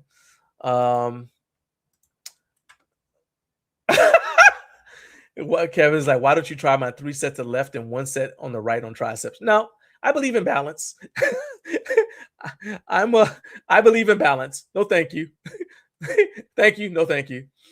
Jared said that movement looked like it got the core going too. Thanks for sharing. Yeah, man. I'm telling you, it's because you're not really bracing it. So with croc rows, I brace against, normally when I do croc rows, I brace against a seal row pad or something, or maybe the bench. On this, you're bracing on your knee, right? And I'm telling you, it's like, I'll say, oh, shoot. I definitely cannot go as heavy with the Commando row that Simon Martin was showing as I can with it. So like with a croc row, I can do 100-pound dumbbells, sets of 20. With that, I think what I ended up with was like sets with was 50 pounds. Yeah, I think I used the 50s for sets of 20 because from all the way up to where I would normally go with croc row is fine, but you're going up past that, right? So it's like a high pull, and my upper back was like, "Hey, what's going on here?" We wasn't ready. We didn't study this in school. We were not ready for that.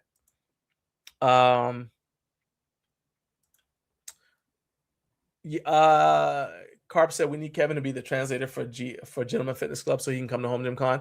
Look, remember we talked about it when he was on the show. I was like, you need to tell him, let you be the translator so you can come with him. That's what I think you should do. I thought you would like it too, but I figured you'd like it. It's definitely one of those movements. You try it. Don't say nothing. Just try it first. You may not like it, but I'm telling you, just try it. Just try it. Kevin said, you guys going to Home Gym Con this year definitely have the power to influence that. It's as simple as letting him know I sent you guys. So yeah, if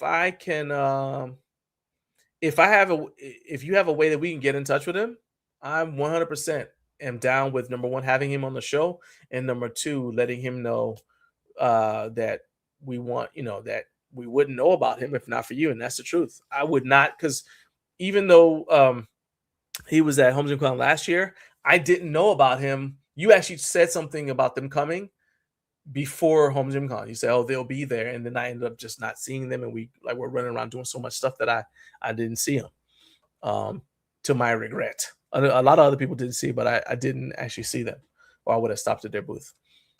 So yeah, I'm 100% down to tell them the truth, that you're the reason we know about them. So where we are here. Okay, so the next thing I saw is my guy, Functional Explosion.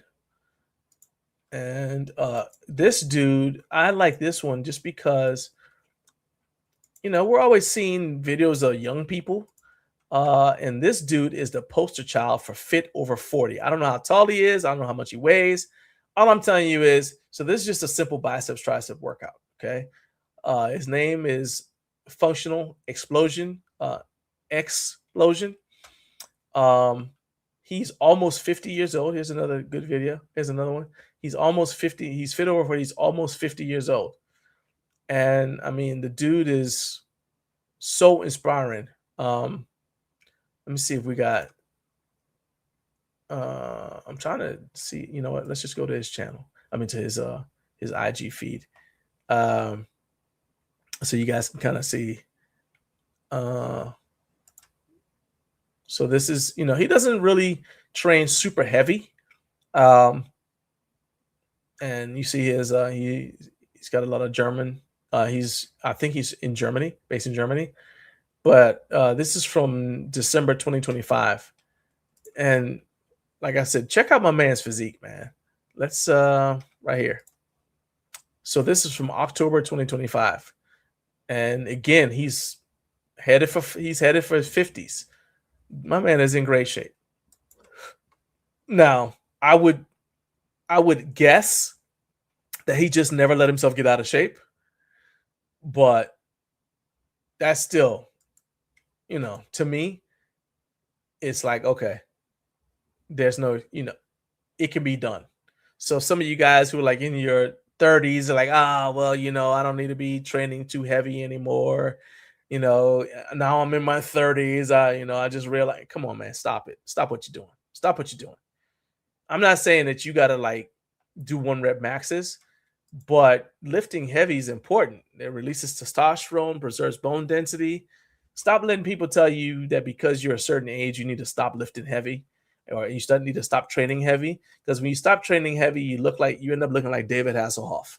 All right. You keep on training as heavy as you can, and you look like this. Okay. You look like this. Look at this dude. All right. This is September of last year. All right. And why are you focusing on this? Because this is why we started training at home. It wasn't so that we could collect equipment. It may have ended up being that, but we started training because we're like, oh, I want to look some version of this. Some version of this. Maybe not this exactly. Maybe like, that's a little too big or whatever, some of y'all. But I'm just saying, you're like, hey, the point is you want to be that guy. Don't you want to be the old guy at the pool party that makes the young guys ashamed of themselves? Isn't that what you want? I mean, come on. Come on. Oh, we got bad news. The waffle protein experiment was a failure. So first of all,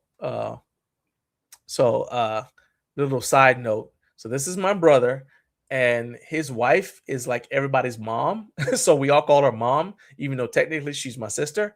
I know that doesn't make any sense, but so that's who he's talking about, right? He said she got rid of the waffle maker for one, and then what he had just made a mess. So it's not a failure. You just figured out, you successfully determined one way not to do it. So we still need to get a result with a waffle maker.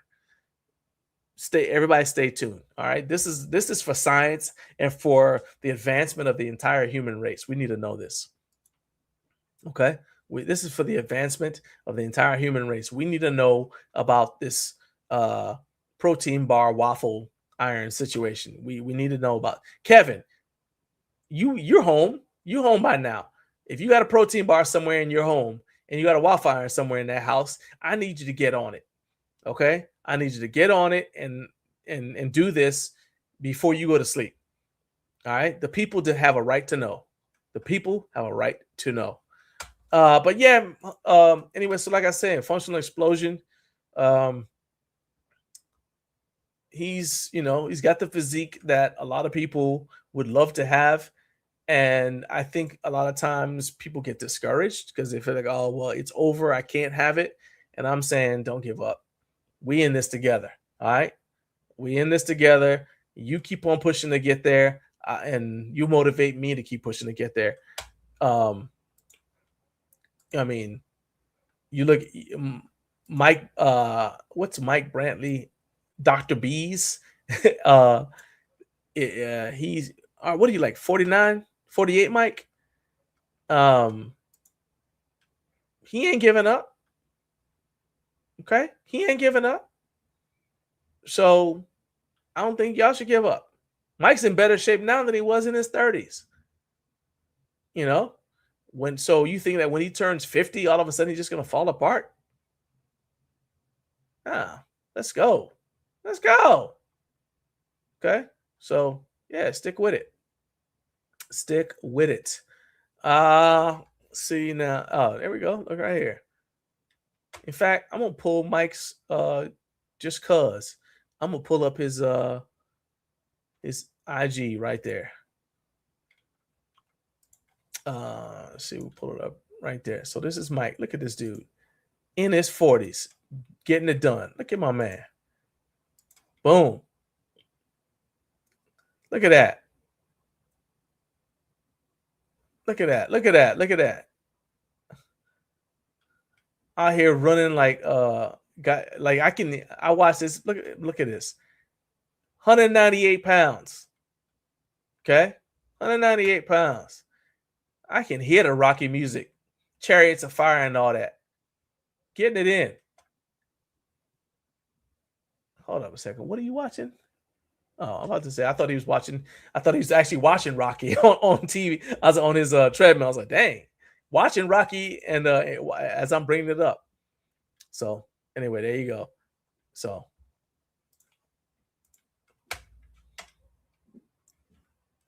let's have an age check. Okay. So Boo is 56, and y'all about to see some things too. All right, because he is now retired. So the transformation and the improvement, the physique, transformation and optimization is underway at Panky's Athletic Training. So I can't wait for y'all to see the final product. But anyway, same thing. Y'all gonna see. We committed to this, man. This is the second half.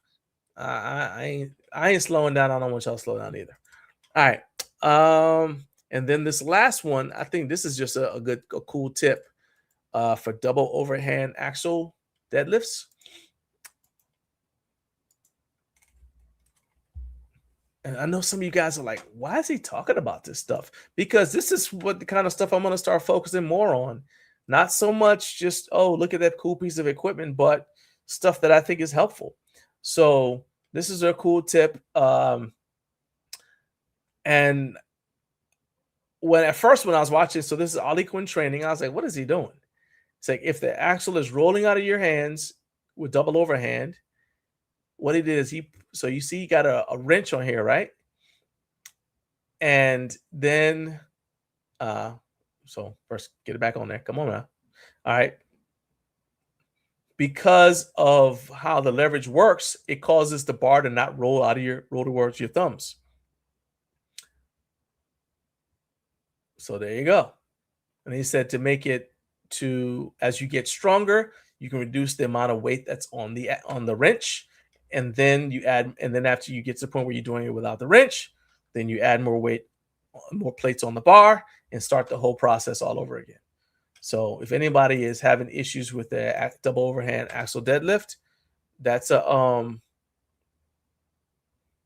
yeah, it's a really funny finishing pose. Yup. But if you guys are working on your axle deadlift and you want to try that, just let me know. I will have that video as well linked in the description for this video by the time the live stream is over. That way you can check it out and it'll advance your training. All right. Now let's go to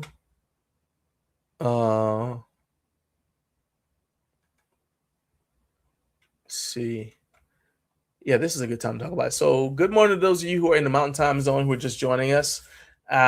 We are heading into the final hour. We're in the final hour of the show. So do me a favor if you are just joining us, and hit like and subscribe for obvious reasons. Even if you've only been watching for 30 seconds, first thing I need you to do, hit like, hit subscribe. It is very easy. It's surprisingly easy, actually, to watch a live stream like this, and the stream will be over and you never hit like. And it's also very easy to watch a stream like this or to watch anything on a YouTube channel, enjoy it, and then the video's over and you don't even realize that you're not subscribed. We've got a ton of people who watch our stuff every single week who never subscribe, and they don't, because it never occurs. They're like, oh, I'll get around to it. Or they think they were already subscribed. So just real quick, especially since 72% of you watch our stuff on your phone, look down and see if that subscribe button is clicked. If you look down and you see subscribe as an option, click subscribe. It means you're not subscribed yet. So hit subscribe. I would love it if you hit the notification bell, but even if you don't, just at least hit subscribe. Okay. Do me that favor. Help the channel grow. All right, now, and because I just asked a bunch of you guys to subscribe, I think it's worth it to you, or it's only fair for me to tell you and all the people who are channel members and who have been our long-time subscribers what is going on, like where the channel's going. So we are, you guys know that I've been kind of like talking about the not doing reviews thing as your primary form of content. Hey, Naomi's back. Let's add her to the stage. Hey, we're just about to talk about where the channel's going. So I've been talking about talking quite a bit about how we don't want to just do reviews anymore, because number one, I don't think that just doing reviews is a good long-term strategy. I think that there's only been one channel that has a sustained long-term growth that focuses on reviews. Okay. Every other channel that has sustained long-term growth on YouTube in the home gym space does content other than just reviews. So Basement Brandon does workout content, he does reviews, he does other things. All right. Gluck's Gym does reviews, but they also do other stuff. All right. I think that and part of the reason why I think that is, and you watch YouTube stuff, you know, the stuff that I think that the stuff that people choose to watch, if you look at the broad range of people who want to consume fitness content on YouTube, isn't just looking at equipment reviews. And in fact, even when I said I was going to do this show, a lot of the people who are content creators are like, man, I don't think you'd be able to get somebody to talk about, I don't think you'd be able to get people to watch a 3-hour show about equipment, about gym equipment. And they're correct, which is why this show isn't just about gym equipment, right? But I think we're also getting to the point where now we're at the point where there's only so many times you can do reviews about the same kinds of stuff over and over. Oh, look, another treadmill. Oh, great, another leg extension. Oh, great, you know what I mean? And it starts to get tedious. So for the sake of, we're still going to do reviews, but if we want to continue to grow, we can't just do reviews. So we're still doing reviews. We're just going to be more choosy, a lot more choosy. So that means you guys may not get a product review every week. You may not get a product review every month. And that's because the reviews have to be worth our time. That's one. Number two, the products have to not just take up valuable real estate in our home. And the reason for that is because we don't want to just do first impression reviews, right? I know that a lot of channels do that, where they get the products, they've had it for 5 minutes, and they tell you how great it is. And then they get rid of it, move on to the next thing, because they got to do a constant churn, you know, because you're like, oh, everything is about reviews. So you constantly have to have a new product to talk about. Most equipment talk is going to happen on this show. So those of you who watch, let's say all you watch on our channel is this show, you're still going to get your fix of reviews. You're still going to get your fix of equipment. In fact, it'll probably increase because we won't be doing as much of it off the show and like in uploads. But we're also going to do an emphasis on price that we're likely to. So one of the criteria for whether we do a review of a product is this something that we're likely to keep? And a lot of times we can see a product and we're like, yeah. Like we can just fit a need in our gym. Yeah. By this point, Naomi and I can see a product and we automatically know if this is something that we're going to probably keep. Or it's like, we'll do the review, but we're probably not going to keep it. In those cases, if and that doesn't mean it's a bad product. It just means that we don't necessarily have a need for it, right? In those cases, we're probably going to try to find a way for somebody else to do the review, like we've done with certain other products in the past. Say, hey, we'll have them ship it to you. You do the review, and we'll just post it on our channel. And then at the same time, we can do it as a collab with your channel if you have a YouTube channel. If you don't have a YouTube channel, then this will kind of like get you started. So, like, for example, when Ashley Romiak did her first product reviews, she didn't have a YouTube channel. I think she did something for Major Fitness for our channel. And then after that, she's like, I kind of like this. And so because before that, everything was Instagram, or most things were Instagram. So that kind of model makes sense to me, especially because, we want to have more voices than just us. But so the emphasis on products that we review is, first, is this something we're likely to keep? Or is this something that if we get it, let's say we know somebody who we can give it to, after we can gift it to help them build out their space. I hope that makes sense. It does. And side note, you want to kind of push away from your desk a little bit because you're bouncing like it's the recliner range. Oh yes. The thing, so my rollout tray rolled out, and so it's hitting my chair right now. Yeah. Well, I didn't want to hit the. Hold on a second. Let me see if I can. So I was looking. I was like, I don't want to. I'm always like, I don't want to hit the sign behind me. I know.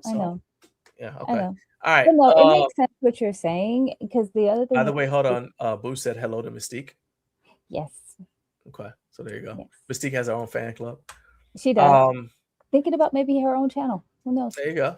Sean says, I volunteer myself as tribute. Naomi says that phrase all the time. Yeah, man. Hey, I'm 100% down. We can do we'll talk offline, and we can even talk about it a little bit more at Home Gym Con too, as well, because in some cases people reach out, or brands reach out to us, and we'll say, so what's happened in the past is brand will reach out to us and we're like, that's not a good fit for us, but we can do it hey, deliver it to this other person's house. And sometimes we go to their house and we do the review there.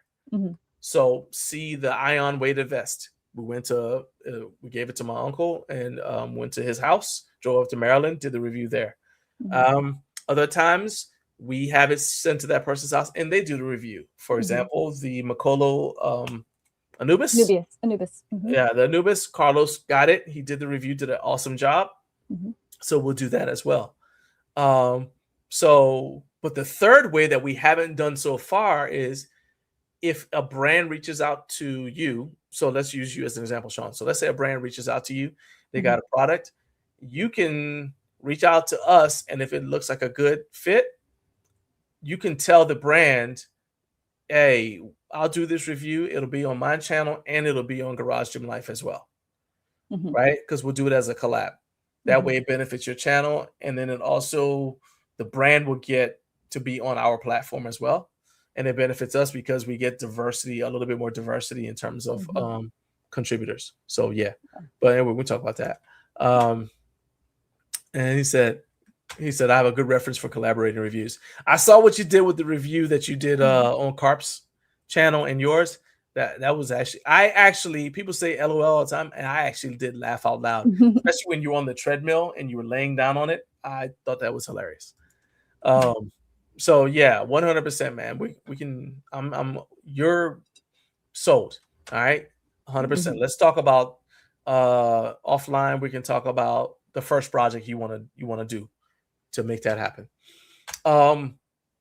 The other thing, and I'm really excited about this, we're also going to revisit, and it's still talking about products, we're also going to revisit products that we've talked about in the past to see if we still like them. So, do we still like them? Are we thinking about upgrading?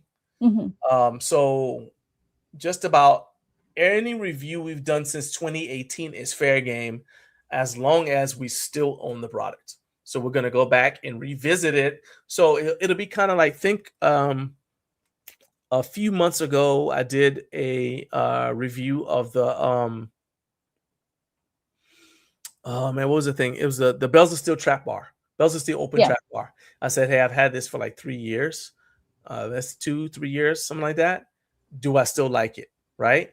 And in that case, it was, do I still like it? Because I'm the one who primarily uses it. So it'll be that kind of thing. So just about every product review we've done since 2018, I'm gonna go back as long as we still own the product. It'll be like a, hey, kind of like, where are they now, kind of thing. Right. What do I think? And the same thing for the products that Naomi has reviewed. Now, here's a question, and this is me spitballing it to you. Everybody watching behind the scene, kind of a spitball. Sure. What about revisiting some videos in which we've done the reviews, but we don't have the product? What was it that didn't let it make the list? Or what is it that caused it to not make the cut to stay? I'm okay with that, but I want to hear from the chat. What do y'all think of that? Because in those cases, we would be doing a video about a product that we wouldn't have. So it'd be more of a, because I'm trying to think like how we would do it. If we're, so normally you guys know we do a review standing up in the gym or whatever, because that's where the product is. Well, in the case of a product that's not here anymore, we would, like, what was it? What, you know, why is it we'd not have here? to like have the stuff, like I'd have to be able to see it. You know what I mean? Like it would be more likely I'd be sitting down because I might be looking on the computer to it'd be like the video behind us. Yes, like, yeah, so I can actually see it. So the venue for, so if you guys would be interested in that kind of stuff, we say, oh, this is why we got rid of this product or whatever. We can figure out how to do it. I'll do whatever people want, you know. Well, hold on. Oh, pause. No, I won't. Pause. Yeah, Like, pause. First of all, pause. But now, I was like, that opened the door to a lot of things if you're not careful. I would do within reason. Okay, it's YouTube, right? So it's about you guys who are watching, not so much what we like. It's more like, yes, what we like has to play a role in it because we're the ones who are going to put this stuff in our house, but it's also got to be useful to you. So the content has to be useful because the point of it was, or our mission statement is to help athletes who train at home succeed in their fitness goal, achieve their fitness goals in a home gym environment. Okay, so if we're not helping you achieve your fitness goals in a home gym environment, we're not fulfilling that mission. So it's got to be kind of like you-centric or audience-centric. Yeah. Letha said, I think this is awesome. I love your transparency and giving everyone information on where you're planning to grow the channel while also helping others build their dreams. Thankful to call you my fam. Hey, appreciate that, Letha. And again, you know, we would have already started. We actually have a project we're trying to do with Letha. We're just waiting for the product to show up, you know, but that's, but that, you know, how I said a while back, I was like, at some point, it can't just be about getting stuff for your own house. It's got to be a bigger purpose than just that, you know? Like, hey, how can I accumulate stuff for free for me? It's not, again, it's not MeTube.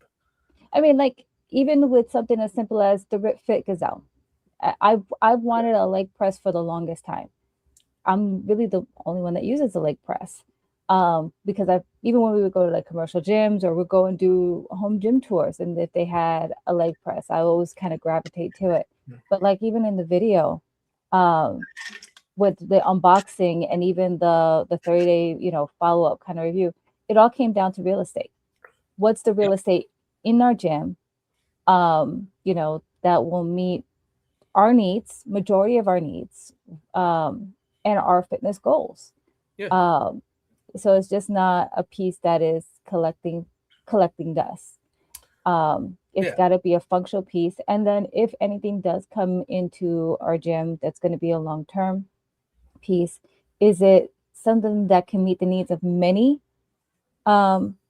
goals, or is it just a functional piece for one specific thing?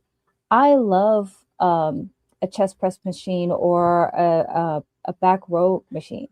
You know, they've seen those, whether like, for example, ATX had a really good one that they had at Home Gym Con. Would that fit in our home gym? No. because we need a piece that does multiple things, not just that piece of equipment. But if it's something that could fit in your gym, your home gym, as a piece that you just want to have, just focus on that, then absolutely, it's a great piece of equipment. Enjoy getting a chance to see it, test it out, whole 9 yards. I mean, there's stuff that some of the stuff is like, oh, this is great, but it doesn't fit in the house, right? So I think that's a that's like, those are the things, like, again, there's a limiter because we don't. So what I've seen, slide back up, just about every content creator at some point goes through this, right? And what they end up doing is I see they'll buy an additional space or they'll lease out an additional space if they stick to just reviews, right? And we don't want to do that because, again, you're just accumulating stuff. And that's how you end up with 3 or 4 multiple power racks in your space. And what I found, other people have been able to find their way around this, but what I found is that has interfered and would interfere with me actually pursuing the goals that I have personally, my personal fitness goals. And I'm not willing to let that happen anymore. I'm just not.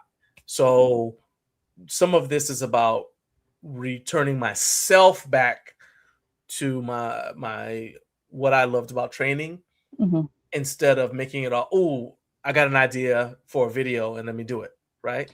So like I did squats this morning before the show. So I was, so I was squatting at like 3 a.m., right? Again, we got a lot of stuff going on. So I was like, if I don't do it, I'm not gonna be able to get it done. And I videoed like the last set, and only to make sure that I hit depth. All right. I don't have any desire to post it. I'm like, that's not why we're here. Right. Yeah. Right. So I wanted to see, hold that thought. Boo said something that's important. He said, good idea as far as I'm concerned. But if you review a product you don't have, you're opening yourself up for some review. Opening yourself up for some ridicule, but doing a review to see if they've improved on the product from the reviews. He said, I think it's a good idea. So what I'm saying is, that's kind of what I'm getting at. Is like, how do we go back and revisit? So this would be revisiting reviews we've already done, and we got rid of the product. And we would basically be talking about why we decided to get rid of the product. Was it something inherently wrong with the product? Is it something? So for the most part, we do reviews after having it for like 30 days, right? So in the case of, let's say with the Ike, right? We had the Ike. It was a great product. And then about a year into owning it, it fell apart. It wasn't even a full year. Wasn't even a full year, see? And so the thing is that don't have it anymore. Yeah, the Ike was great. And if they had fixed what needed to be fixed, it would still be here today. And the part that needed to be fixed, while it could probably be a simple fix, it's not something that's in our, number one, in our wheelhouse. Number we two, shouldn't be the ones fixing it. It's part of the warranty. And number three, it comes down to customer service, because that's another big thing that when it comes down to product review, and that's strong for John and myself, is how is the customer service? If you get into a snag with your equipment, can you speak to somebody? Can someone find a solution for you? And more than that, if we can't get in touch with them, right? And I'm not putting us on a pedestal, but I'm saying if we can't get in touch with them and we're trying to help them, and we have the contact person helping them sell the product, right? What are they going to do to y'all? Right. That's what I'm saying. It's like, we're not doing that. And then also, a flip side of it is we've had, and I'll use the example of the power rack, for example. We've had multiple power racks that we've put together, and we've reviewed, and we've taken apart. And I think finding power racks that met both of our needs. Like, I love a functional trainer. John likes it, but not in a rack style. We settled on the single stack with the bells of steel. But I think when it came down to finding the rack that worked best for us, it was hands down with the Iron Bull strength. In fact, when we were putting it together, we kind of still chuckled with the first go around because we didn't have the instructions, the simplicity of it. And even then, talking with Frank and Isaac and the rest of the team, they were Iron Bull. And then with the Frankenstein uprights, when we put that together, John and I both said, this is our forever rack. You Yeah, know, I'm like, this meets both of our needs. And so being offered another power rack to put we together would and honestly have review. made money if we had gotten rid of that rack and gone with a rack from a different brand. We had offers. We had offers. We would have made. We actually lost money by keeping that rack. Yeah, and because that is our forever rack. But that's the rack we like. Now, yeah, you could come out with something better, and I'm open to listening. But right now, that's our. It's a very high pedestal for you to be able to reach, and even then, Iron Bull has come out with other racks. Yeah, and we haven't replaced that one. We're like, and no.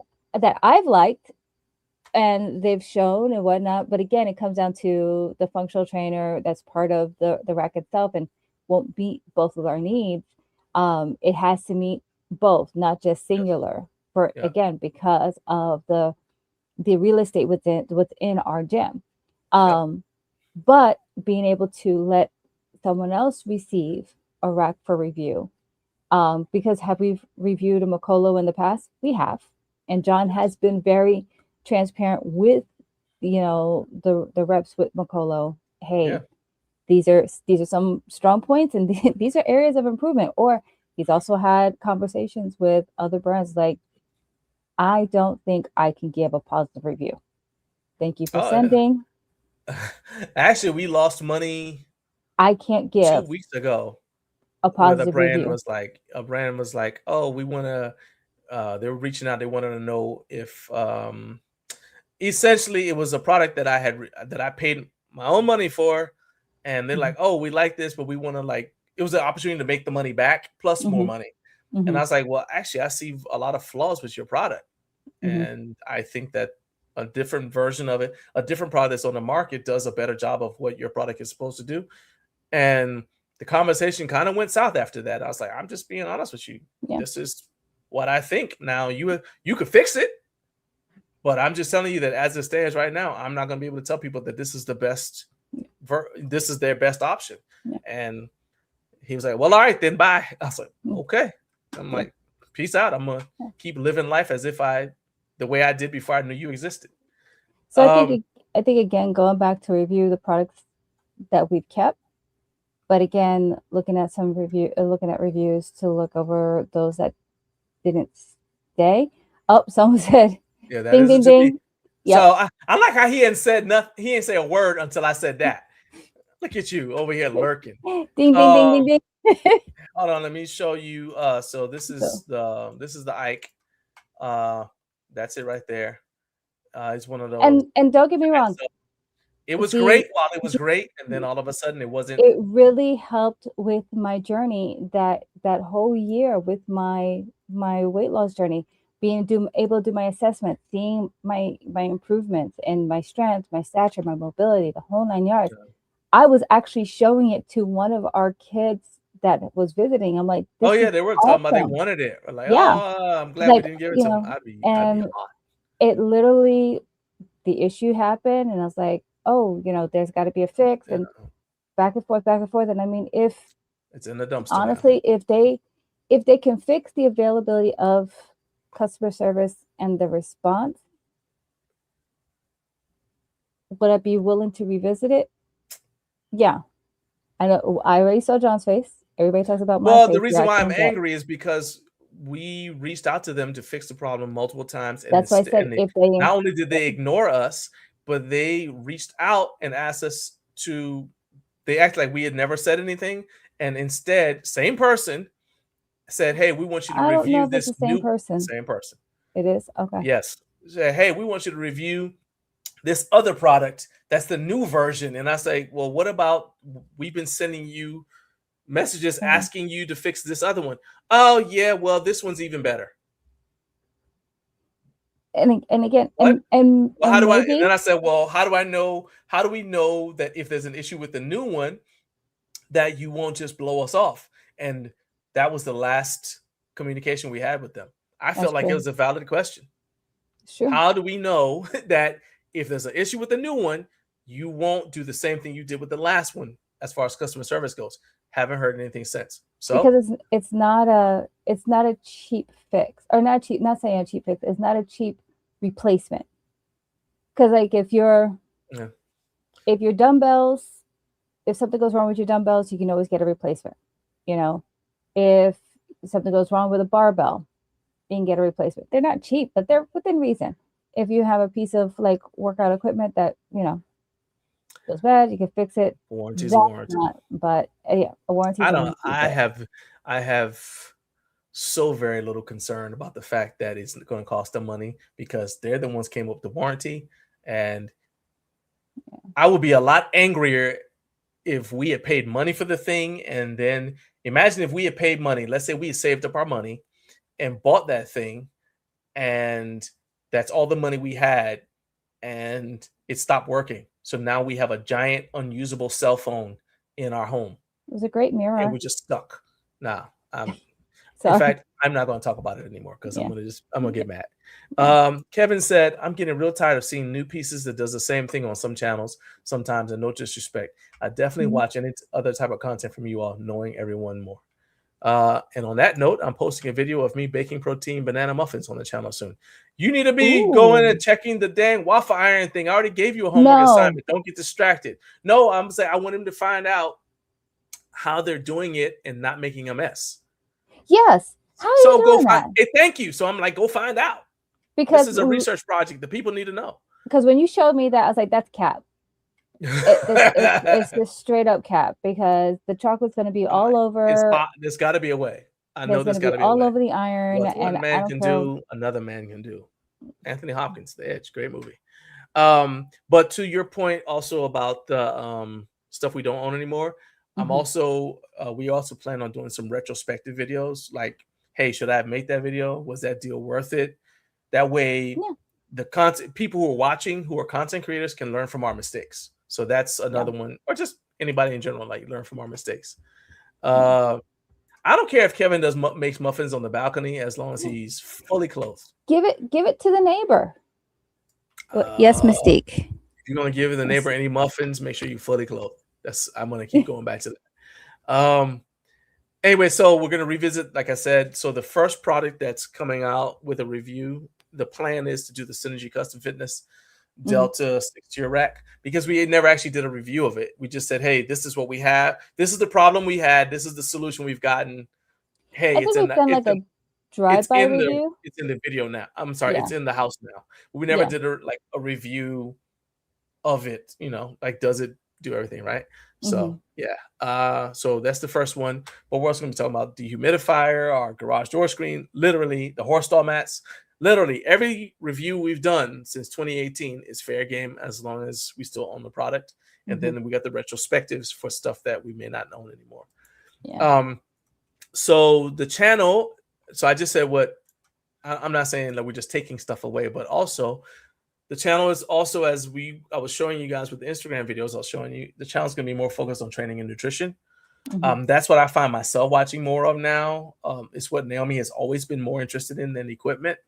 We're going to feature content from experts. So like they're going to share content to help you guys, help you guys get back to the original reason you started training. Because none of you started training with the purpose of collecting equipment. You started out wanting to train, and then you collected equipment, and maybe that became like the fun part of the hobby. But originally it was, hey, I want to train, right? So we're going to help you guys get back to it. The example I have is that it's going to be like the kind of stuff you have like in the Ask a Trainer playlist, or Ask an Expert. So for example, we got this video from my guy. This was really good. We got Jim Hallinan, aka Jimmy Nutrition. And here, I'll play this just so you guys can see what I look like back when I weighed close to what I'm supposed to weigh. And look at that. Look at our old power rack there in the back. Look at this little guy. Look at this dude. All right. But anyway, so Jim did the video, and he's talking about how to properly use a food scale. He's like, you're using a food scale, you're weighing your food, and you're not losing weight. Well, he said, well, maybe it's because you're doing this one thing. You guys want to, this video is completely worth Jim. So he is a nutrition teacher. he's a nutritionist and he teaches nutrition to high school students. So I don't like that's what I mean by people who know what they're talking about. But that's just one example. It's going to always be, I think, interesting, and it's always going to be something that's going to be impactful in helping you guys get to your your goals faster. So that's just one example. We've got some other one that are in that same playlist. How to do a lunge properly. We got a lot of different things. The importance of food to a bodybuilder, of nutrition to a bodybuilder. A lot of cool videos. That one right here is I'll just post that one from Jimmy Nutrition. But yeah, it's gonna be we're gonna have a lot of content. So Sean said I'm a fan of the Powerlifters Critiquing Forum. We're gonna have content from powerlifting coaches that'll help you. It's not necessarily doing form critiques, but it'll be well, I mean, maybe we'll be able to get them to do that as well. So yeah, but it's gonna be a lot of, like I said, a lot of stuff that'll be useful information for you, so you'll be able to come and look at, because YouTube is not social media. YouTube is a resource library, it's a streaming platform, and it's a search engine. So we're gonna start using YouTube for more than just random entertainment. All right. George Risto, what's up? He said training is definitely great content. Basement bodybuilding has been great. I really enjoy the theory and simplicity. At the end of the day, lift heavy stuff and be consistent. Yeah. Exactly. I think it's basement bodybuilding. Some of the stuff that he talks about, like he gets a little aggressive with how he talks about people. But yes, I do actually watch his channel, and I think he's got some excellent content because you come away knowing stuff. Another one, if you like that kind of stuff, is Alex Leonidas. Got a lot of great information on there. So definitely, I'm a big fan of that. Another one that's sneaky informative, even though he's basically just sitting there talking to you, is Dan John. Because I love how he breaks things down and just makes it simple. So those are that I really like. Sean said Brad and the guy from Big Benches are super insightful and help my lifts with little critiques that helped a lot. Yeah. So we want to do, like I said, we want it to be stuff that you can add to your tool, use to add to your toolbox. Let's see here. And as I said, we're going to feature more content from you guys. We've already kind of gone over that as well. Before we wrap up for the day, I'm going to say, I want to we're going to circle back to the YouTube channels that I've seen. And I'm like, you know what? You might want to kind of like check these out. These are smaller channels, but I think that they all have something useful to say. So one that I saw was Simple Home Muscle. His channel is, so he's a personal trainer. I don't typically like the gimmicks. And what I mean by that is when somebody's like, the channel's like home workouts, right? And then you go look at the channel and it's just no weight. It's just a bunch of body weight stuff, right? I don't like that. But what I like about this channel is it kind of gives me the vibe of like what you would get from like the old Beachbody videos, where it's like follow along workouts that you can do. So I like his channel for this. And it's not, so he's working out alongside you. And you kind of can see like what he's doing. So this is his warm up. Let's kind of skip right here, So basically you just follow along the workout. So this is the upper body workout with him, right? So if you like this kind of stuff, he's lost like 100 pounds. He's also, what I like about him is it's not somebody that's like intimidating, like, oh, I'll never be able to do that. Instead of you're following along somebody who has an attainable physique, very attainable physique, who's not at the end of his journey. He's still in the middle of the journey, but at least it gives you an idea of somewhere to start. If you don't have any idea, I would say it's more for beginners, not somebody who's been training. But if you are a beginner, we all started somewhere. Right. Simple Home Muscle is a good one. Now I want to go to one of the ones that you mentioned. So now, mine are come more, try with Annie. Yeah. And it's kind of like a lifestyle, but also focus on triathlon training. Okay. So let's go here. Come try with Annie. So I'll pull this up. So this is the stuff. that Naomi, comes and checks out. So this is a smaller channel. She's got just under 6,000 subscribers, but that doesn't mean they don't have anything of value to say. So, so what is it that you like? Go ahead. I'll let you talk about the channel. Like, what is it you like about it? I like the fact that she discussed like what she's doing with her training in preparation for her different goals. I mean, she also is like, she's built a sauna. That's a commercial. But shout out I to mean, you, but yeah. So this is one where she's building the ultimate triathlon gym in her garage. Yes. Go ahead. Yeah. And so, I mean, it's just different things. She's just really easy to listen to. The same kind of like the challenges, the obstacles, the successes that she's experienced with training. It's relatable. And that's the thing is that I look for a channel that is going to help me improve myself, but also that I can relate to, and someone else to cheer on. So I like that. Yeah. And so this is the sauna video. You said like she's building the sauna in DIY sauna in their backyard. So that's, I know you guys, a lot of people like DIY videos. So this is kind of interesting. And I will say too that I have an eclectic mix of stuff I like to watch on YouTube. There's a place for watching vlog videos, because to me, watching a vlog video is almost like watching a TV show. Right? It's like, okay, I'm watching a TV show that's talking about, a day in the life of this person, right? And I'm definitely into that kind of stuff. I mean, there's the other one that I sent you as well, and she's training on, again, lifestyle. She's former college volleyball, but she's done marathons. Her and her boyfriend, or her life partner, Chris Hugh, is another one. She's got a larger channel. She has a home gym, and she does workout. Hold on a second. You said Chris Hugh? Is that one of the lists? Is that one of the ones you said? Yes. And I see it. I see Jazz Sloan. I see Erica Nangle. I don't see that one to you. Well, okay. How do you? So I'll just search for it. Chris with a C or a K? K. KRIS and then HUI. Okay. Chris Way. Nope. Down one. That's not her? Oops.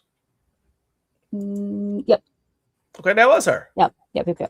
I saw where it had the for Seoul, because she's doing a marathon in Seoul.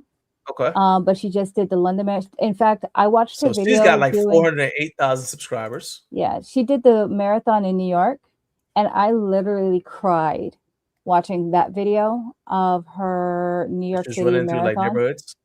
Just old neighborhood, growing up and everything else, but like just the energy that she was able to capture in that vlog, the training up to that marathon as well. Really, really cool. And just, again, she's just love her lifestyle videos. The style that she does her lifestyle. She does some reviews as well. But again, I look at like her training. Yeah, I like this. So yes, she has a home gym. She's got the garage home gym transformation thing. She's got a week in my life as a full-time creator, self-employed and all that. So you're like, okay. So it kind of like gives you a roadmap. If you have 700 subscribers, this kind of shows you like, hey, this might be you one day if you just kind of like, don't give up. Because I heard Dave Tate say this one day, and he was like, a lot of being a successful entrepreneur is just not quitting. Right. Because everybody wants to be successful, but what happens is a lot of businesses just quit. And then the ones who keep going, the customers who fell in love with that business that quit, now they're looking for something to fill that vacuum. Right. And if you're still there and you're doing something similar, well, they'll come to you. So every business or everybody that's your competitor who quits ends up being an opportunity for you to add to your customer base or your audience, because now it's kind of like those people may not have even known that they liked that content. then this other person got them interested in it, got them excited about it, then they quit.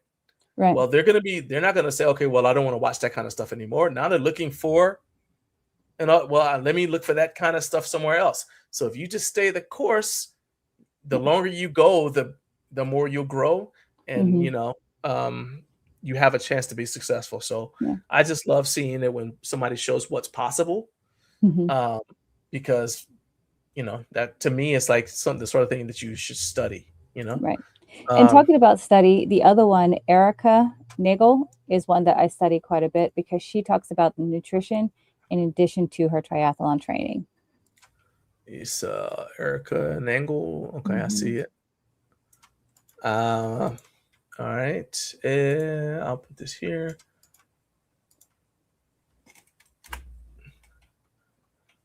And see this right here? Yeah. That's okay. Right. So this is and see, so for those of you who are content creators, understand Naomi has a home gym. She's into the home gym lifestyle, deeply into it. But you notice that the people she chooses to watch, none of them are the people who like you would think of, right? There are a lot more people out there who have like Naomi's tastes in what to watch than are just into, I just want to watch reviews. This is what I'm talking about when I say if you want to thrive, not just get by, you need to diversify. I didn't mean to rhyme, but I'm a wordsmith. It happens. All right. So again, these are all channels. It's like, I'm just saying it's out there. And this stuff is a lot more interesting to me. Even though I'm not into running, I mean, I'm more likely to watch stuff on these channels than I would be on a channel that's just like strictly product reviews. I'm not saying I don't like product reviews. I'm just saying, think about. Sometimes the things that she may have reviewed or used is something that I'll go ahead and or any of the ones that I've watched, I may take a look and see, is that something that I may consider, kind of thing. And it's even how you do the review too. So if you do it in the context of, so like the vlog we did where you're talking about, where you're doing your triathlon, you say, I'm using this for the race. That's different. That's more entertaining to me than just, okay, so this is the such and such by such and such. There's a place for that kind of stuff too, but I ain't trying to see that all day, every day. You know what I mean? So let's stop sharing. Home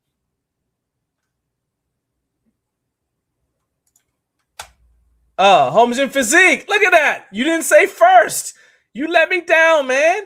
I was just talking about you like a couple hours ago. I said, no matter when he joins the stream, he always says first. Come on, man. You've set a standard. I expect you to maintain the standard. Come on, man. All right. So you said I need to wonder about YouTube. That channel has over 400,000 subs. Yet look at the video views. Okay. So that goes back to something that I said at the start of hour number 2. And that is, it doesn't. Thank you. There. I mean, come on, man. There he goes. What are you doing? What are you doing with your life? All right. So anyway, so you have a big channel, but you got videos that don't have a lot of views. All right. There's two things. And Alexander Bromley made this point in a post, in a community post 2 weeks ago.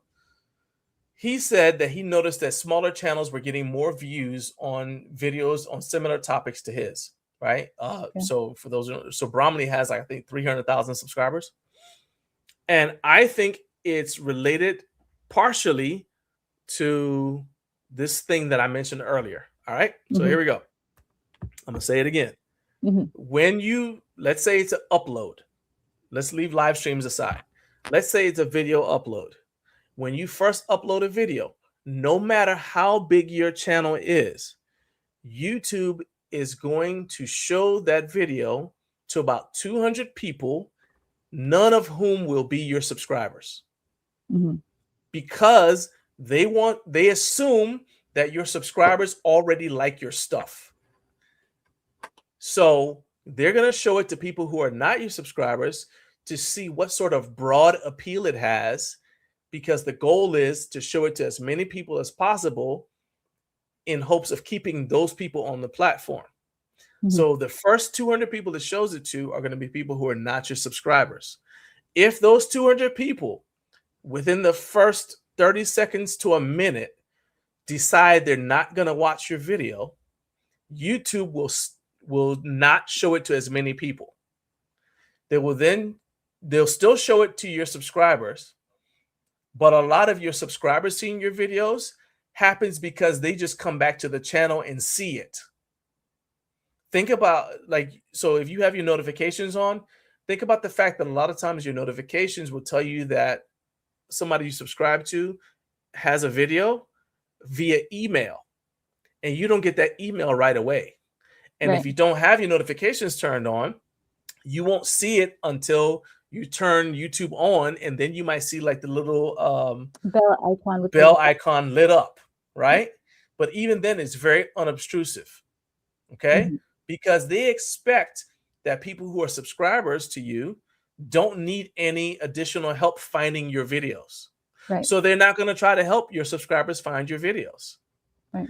They're going to try to help people who have never heard of you or who aren't your subscribers look at, see your video, because they want to see if it's got broad appeal. And if it doesn't, then YouTube is not going to, I wouldn't say they suppress it, but they'll choose different videos that do have broader appeal to show to those people. And keep in mind that fitness is a niche, and there's no home gym category. There's sports, entertainment, education, people and blogs, and then a bunch of other stuff. I don't even think they have home and garden. They have technology. They don't. So when you're uploading a video and you're like, what category to put this in? There's not a fitness category. So your new video upload is being lumped in with every other video in the people and blogs section, or every other video in the entertainment section. So if I got 400,000 subscribers and I upload a video, and that same day, Kevin Hart uploads a video and it's in the entertainment section, his video is going to drown mine out. That's why they say, look at like the time of day your subscribers are on, because not because it's going to show it to them, but because they're more likely to be on YouTube and happen to see your video anyway. Right. Okay. So that's what, there's a lot more to it, but that's a big reason why. Right. I am shocked that there's no fitness category on YouTube. Fitness everybody I say that to is like, yeah, that doesn't make any sense. I know. But again, YouTube so think of YouTube as like Netflix, right? You go look on Netflix, there's not really a fitness category on Netflix. There's a sports, they have fitness content, but there's not really a fitness category. It probably falls under documentary. Exactly. Which means you're competing against every other documentary of every other type. Right. So if they may have a subtype, but maybe still not. It'll probably be health and lifestyle. Maybe. But that's what you're facing when you have YouTube. And it's not any better on Instagram, because on Instagram, they actively don't care about showing your stuff to your followers. They care about discovery. All right. So it is what it is. So when we say, hey, like, subscribe, make sure you turn the notification bell on. That's part of the reason why we start the show. For example, coming back to live streams now, we do our live stream at the same time every day we go live. Because I want you guys to know, hey, if I tune in at 6 a.m., this is on. Right? If I tune in at 3:15, this is on. Because YouTube is not going to help me get the word out that this is on. Right. So there's that. Consistency is key, not just in fitness. That's it. So we're now at 5 minutes till, and we have to jet because we got a lot of moving parts. So let's go back to the thing we said at the top of the show, that a lot of times stuff gets pushed to the next week. Well, prophetically, that's about to happen right now. Yeah. So all the stuff that's on the rundown that we didn't get to, I've got a couple more YouTube channels that I'm going to talk about, and I'll probably find even more next week because I'm constantly looking for new YouTube channels to recommend to you guys. But that's going to be there. And thank you guys so much for being here one more time. I just told you how, like, hey, look, this is definitely a first world problem, but I just told you guys how to support us. And like one of the best ways is to hit like and subscribe. Also, we got a lot of products that we mentioned in the course of this video, products that we really think a lot of and that we would love if you guys tried. So do me a favor and shop our channel. All right. We want you to shop the channel, and you can just click that shopping button, whether you're watching live or on replay. And if you click those links, or if you go into the video description and click the links that are in the video description, that's going to support the channel, and it's going to help you guys get some cool stuff for your home gym. All right. We appreciate you guys being here. Thank you once again to you, Naomi, for stopping by, or not stopping by, but for being here and making this show successful. Next week, we are working on getting the guys from GetRx on here. And so see if we can't get that going. I'm going to finish it out with, I always got to tell you guys what I learned this week, and I'm not going to, and this is no exception. So what I learned this week is that I was reading an article where Dave Tate was kind of summarizing his understanding of the work from Dr. Pat Davidson. And most of you guys don't know who that is. The point is, if you know who Dave Tate is, founder of elitefts, he said that this is one of the people that he learned from recently. And after reading the article, I said, you know what? I need to do a lot more work in the stretched position. And that means a lot more work with cables, because he was talking about the limitations of doing, say, a dumbbell row versus a seated cable row, for example, because of where the resistance profile of any dumbbell or barbell movement compared to a cable movement. So to tell you guys what I thought of it, I forwarded it to Ashley Hromiak and Nick Nilsson as soon as I finished reading it, because those are the two people in my phone contacts who think the most and who think the most intelligently about training. I've put that same link in the video description for all of you guys if you want to read it. If you want to nerd out about training principles a little bit, that's a great article for you. It's going to basically help you get better at using the gym equipment that you've spent all that money on. So enjoy it or don't. That's completely up to you. It's just a resource I'm putting out there. Make sure you guys, final thing is, make sure you guys tune in to Mailbag Mondays. Mailbag Monday, there's no S. Tune in to Mailbag Monday. We got more questions that we're going to be answering for you guys. And to that end, if you have a question that you want me to answer on Mailbag Monday, drop it in the comments on this video. And until then, until next week, keep stacking days. Let's end this stream. Bye, y'all.